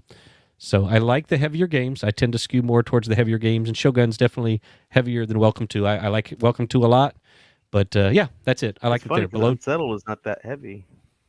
It's not. It's a big puzzle, but you're right. It's not a heavy game. It's not real hard to learn, but it's really puzzly. So Shogun. yeah. Oh no, Unsettled. Unsettled. Okay. Yeah. So, but what do you think of those, Will? So you got again, Carlos. I'm sorry, Carlos. You just wrong. You're wrong again? Yeah. You just not liking that pick. So above Mosaic, below Furnace, you don't like that? I think it's a Sharpie, man. He's just sniffing that too long. Yeah. So Wayne's back. I don't know if you caught any of that. So we just put Shogun up there, Wayne. Carlos has got it below Lost Ruins of Arnak and below Furnace, above Mosaic and Ethnos. What do you think? You played a few of those at least. I've played a few, yeah. I don't think it's as high as those after the 1/2 play, but we did play that one rule pretty long. So but I did like the game. It was cool. I think it's a really good game. Yeah. Epic farmer level. I think Shogun hits when you have a big group. I think that's really, I don't know how good that would play at a 2-player. We had a full 5-player game. I like it with 5 players. Yeah, it was good. It was tight. tight. It's in that realm. It's in that realm. Okay, and I've got it below Tapestry, above Welcome to. I like my heavier games a little more than my lighter ones, even though Welcome to I like a lot. Where did you end up putting Gunshot Clever? I'm sorry, I missed that. My work computer keeps rebooting. They're forcing updates on me. I've got it just below Star Wars Outer Rim and Heat. So I got Star Wars Outer Rim and Heat just above it, and just below it Potion Explosion and Skull. Cool. Yeah, I think mine is second from the bottom. It's okay to play, but I would almost never play it in person again. I just play it on my phone. Okay, yeah, I know you mentioned that. You like how quick it is on the phone. So Oh man, it's Yeah. about rolling the dice, man. Yeah, Going it's from just rolling like- dice, quick play on your phone to heavy, like the metal brass Birmingham got to the table this There we go. weekend. Wayne, you were there. Oh yeah, Who won that one? me. Wayne was the winner, and I didn't do terrible. No, you guys. It was all 107. Wayne won 125. I had 107. Rob in last place with 95. But man, as a 3-player game, we really knocked that one out quick. yeah, we played a couple hours. That worked out great. Yeah. So Brass Birmingham. This is where it gets tough in the sense of I feel like That's not your- as like we your play games. Higher up, that's not. I'm gonna be surprised. Oh, it's gonna be up there. This one's going to be up there, yeah, Yeah, for both of us. And there's a reason it's what number 2, 3 on all time right now. I think it was It's- 2 or 3 all time. On That's where it's BGG. going. Yeah. It's Yeah, you like it's it? probably going on top of my name. Like I'm gonna put it higher than my name. Off the top of the list. So something's coming off. So Quicks is going to fall off the bottom, for sure. And Flamecraft, go ahead and just rip Flamecraft off there for me while you're at it. I mean, yeah, Flamecraft is okay, but Not it's gonna need Flamecraft anymore. it's definitely not a Brass Birmingham. But so this one's No. definitely going to be near the top of our list, I think. And like I say, I mean, rated like you say, number 2 right now. I think it was 2 in BGG's all-time ranking. So this is going to be up there. Although we've got to play Lancashire again. Wayne, you're going to teach us that sometime. Yeah, 'cause, I'll bring that and we can play that and compare. They're both. Okay. I think. You know. Boom. They're So- both real good. Yeah. Sorry. I don't think it's gonna That's move. top. It went all the way to the top. Brass Birmingham above Cascadia. So and above Crusaders, which And that's I mean, big for Carlos. He's been in love with those 2 games for a while now. that is.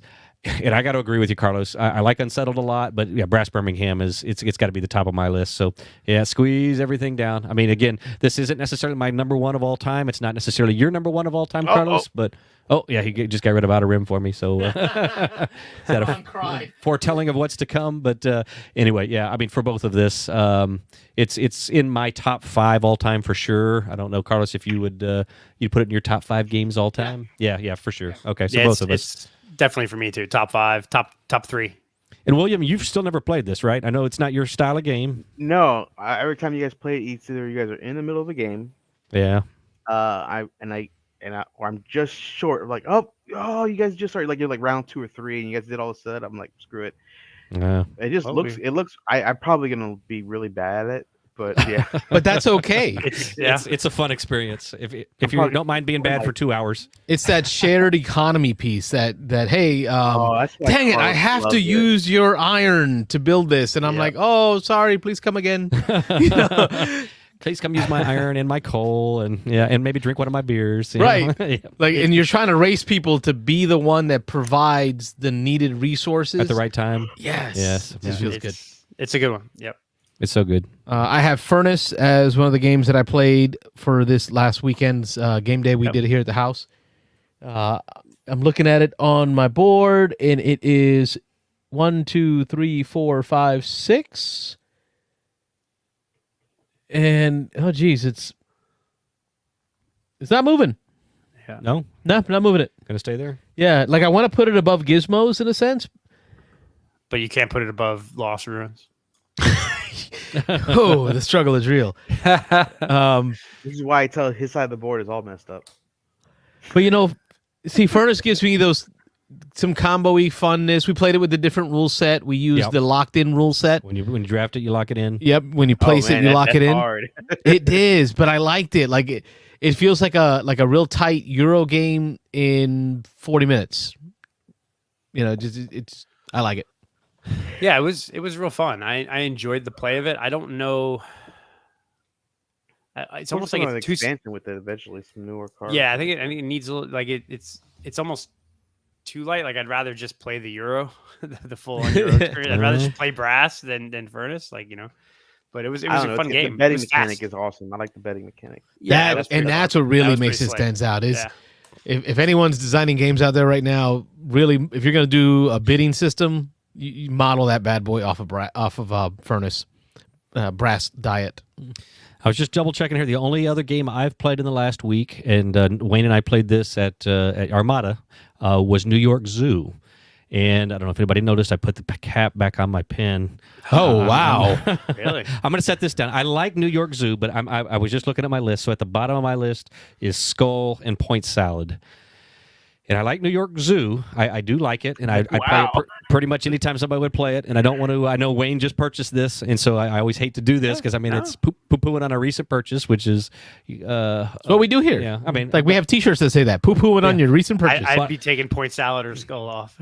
Yeah, see, I've got 15 up there, and it is in that range. I'm going to say it's not far off of point salad and skull, but when I'm looking at them, I've played New York Zoo twice. I've played Skull probably 10, 15 times. I've played Point Salad 20, 30, 40 times.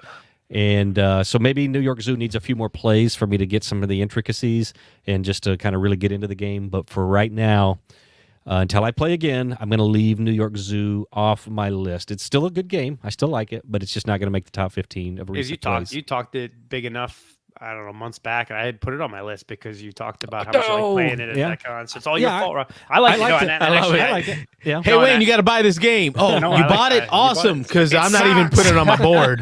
Well, and I'll say that Yeah. I played it again. So I played it with you, Rob, that on Saturday, and then Sunday played it on my wife's Twitch stream, and she dug it. She was like, "Oh, I Really? love this. It's very much like Barron Park." Good. There's a little. Was bit it more close? It was close. Yeah, she actually beat me, I think. Yeah, I think And that is she- one yeah, of the she- things yeah. that I think maybe, and this is going to sound weird, that I don't like about it is I've played it 3 times Everyone's now. been close every time. Everyone has come down to just a point or two, and it feels to me. You don't like that? Yeah, I don't like the fact that it seems like kind of no matter how you play it, it's going to come down to Oh, yeah, I know what he's one, talking. Yeah, play at the end of the game that somebody's got the right play to get the right piece at the right time Maybe. to drop that last polyomino in there to complete their board and win the game. So, yeah, I don't know. I feel like there should be a little more strategy to it. There's a little something that I can do that's a little more different than what you do. That's going to help me fill my board and I do can see that. something. And I think that's where the simplicity of the game comes in. Yeah, yeah. I think if there was an expansion or some changes that could make it more complex, even Barron Park, the base Barron Park ends up being like that a lot too. It's very. I feel you. Yep. It's always very, and that's a good thing. I like those sort of games that are light. That's good to play with couples and so yeah, it's not a game that I'm going to play a lot, but it's a game that I'll play with my kids, a game that I'll play with my family. Yeah, like I that say, kind of stuff's I definitely good, would play it. I liked it. If somebody brings it all to game day, I'll jump into a game for sure. Yeah. Yeah, but I see where your point is. Now, Rob, you didn't mention Furnace. I didn't. It's not on your board. It's not on there at all. No. Oh, I knew you had ranked it. So well, Yeah, because I'd played it. all right. Well, Furnace is going to go up there. Then let me do. Oh, that real is it quick. going up Yeah, there? It'll go up there. Furnace is in the top 15, I think. So I guess Point Salad's coming off. Let me go do my Vanna Brown thing. Let me write here real quick. Rob, you're sticking to 15. You're not going to try to squeeze in extra games like Carlos. I he's don't got think more so. than 15 I up there. like a bigger board. I like a nice multiple of 5. I think 15 is a good number. Okay. Point Salad? Yeah, or skull. Yeah, point salad's coming off. Yeah. Well, our rule is we can't Oh, it's got to be a re-rank bottle. So yeah, I can't re-rank unless we've play it. played it recently. So Yeah, yeah, yeah. I haven't played either one of those since last time we ranked them. So I can't rearrange those at all.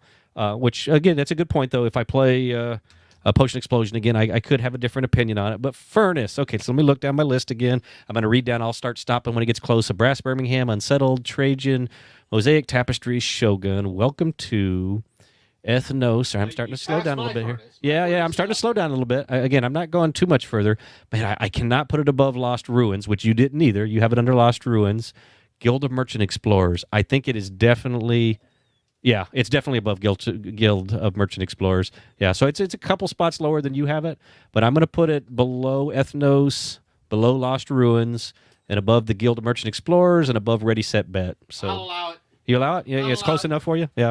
All right, Carlos likes it. Any allow it. any opinions there, guys? So you've both played Furnace. I know Williams played it quite a bit. Wayne, I'm the one who introduced it to you. yeah, you did. Yeah, okay. I didn't want to say I couldn't remember, but okay. And then I I brought know it from Gen Con. Wayne, you've played it at least once or twice, right? I think you're in the area. Just one play, so it's kind of like my Okay. snap opinion. But I would probably put it right around where you did. It's definitely below Arnak for me. Yeah, I think so for sure. But it would be above Ready Set Bet and some of the other games you have on your list. So What do you think, on Will? your list, I like where it is. I mean, I don't know. I guess because I had Ready Set Bet's a different. It's different styles. It's hard That's to the tough part with this list. This Yeah. is games we've recently played. No scientific method. Yeah. Just how do you feel compared to the games you've recently played? Because Ready Set Bet is just, I love that whole. That's such a niche. The only Yeah, problem with and Ready that's the Set only Bet is reason. that niche. You really need a big group. Yeah, if you don't have a really big group, then that game just falls flat. It does. And that's That's where I started like, oh wow, I see the flaws now. Like, Yeah, that was our criticism both of us had. We played like a game. it woke up next to you without makeup, and you're like, whoa. We had a game here at Carlos's house one night. It was just like 4 players, and it was like, oh, that wasn't nearly as much fun when we had 6 or 7 people playing. Yeah, so, it's a minimum. It's a minimum of at least 6. Yeah, in my I think opinion.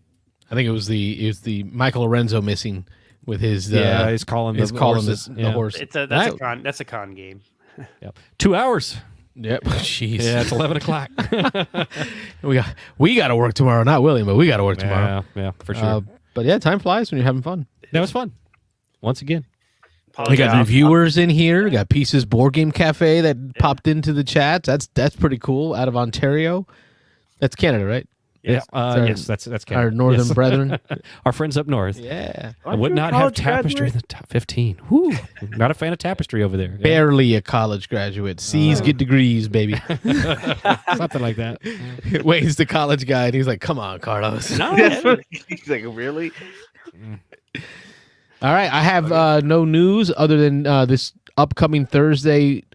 Rob, I'm going to leave you with the mobile setup Okay. just in case because I'll be camping. I know last year we did it from the tent, and it all worked out great. The tent almost blowing away in the background. Yeah. Weather's supposed to be better this time, so Yes. we shouldn't be as bad. But I will leave you Okay, with just the in case. kit just in case. All right. If Rob has to host, he can host. But my goal is to host with the mobile phone through the StreamYard this year. From the infield of Daytona. Yes. Nice. Yes. And now that we have the StreamYard, y'all can join me. I won't be alone, so Cool. we can all join into the StreamYard. So hopefully it'll all work out. Yeah, be good. Rob will be there this weekend. A report from the cafe when I play. Yeah. Yes. Yeah. Man, pop in like you did tonight. I mean, if time allows, pop in. I keep telling yeah, everyone who has back the in my invite how to do schedule. this. Yeah, but yeah. So, I'll Anyway. let you know how it goes. Rob, any updates for the folks? Any news? I don't think so. Nothing new here All right, we'll go play some summer camp at camp with the Boy Scouts this weekend. at Daytona. Get pictures of that. Yeah. That would be cool. That would be. Any news for the folks at home, Wayne? No, nothing really. Just I guess WotC released another OGL today, but it's like temporary to give more comment. So we'll see what happens there. Probably change next week. Yeah. Yeah.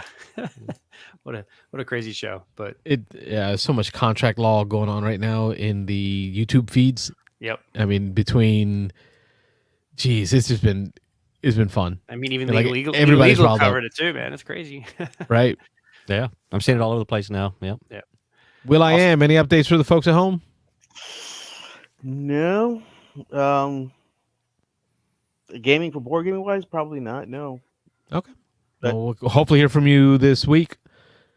And maybe we get everybody issued a board for their home to start ranking their own games. Yeah. I ordered more magnetic tape. I've got a bunch of magnetic tape and a whiteboard. So What we don't know is Wayne's already got an Excel spreadsheet built. Oh, he's already on it. He had this no. Planned out weeks ago. Got macros in there where you see them shifting. Not this week, but You know what you probably not next week. Week after, I'll go through the You should probably calendar. Wait till next month to add me. Yeah. All right. Once Cool. the room's over. You think rules matter to me? Like I house rule everything. Then add the expansion, and then you would lose Scrape the it in the box and scrape it in the box. this is why we can't break 600 viewers. Yeah. Something like that. All right, folks. We are the Beans Tonight podcast, a podcast about How we game. Thanks for watching. We will catch y'all on the next one. Good night, Thanks, everybody. everybody. Good night, guys. All right, see you Good guys. night, everybody, while I set up the outro. The outro? Just completely Push the forgot. button. Push the button. Push Push the button. Thanks for Keep watching killing the There we Beans go. and Dice podcast. Don't forget to like and Yep. subscribe. Tell your friends about what we do here. Thank you for joining us. We will catch y'all next week. Night, everybody.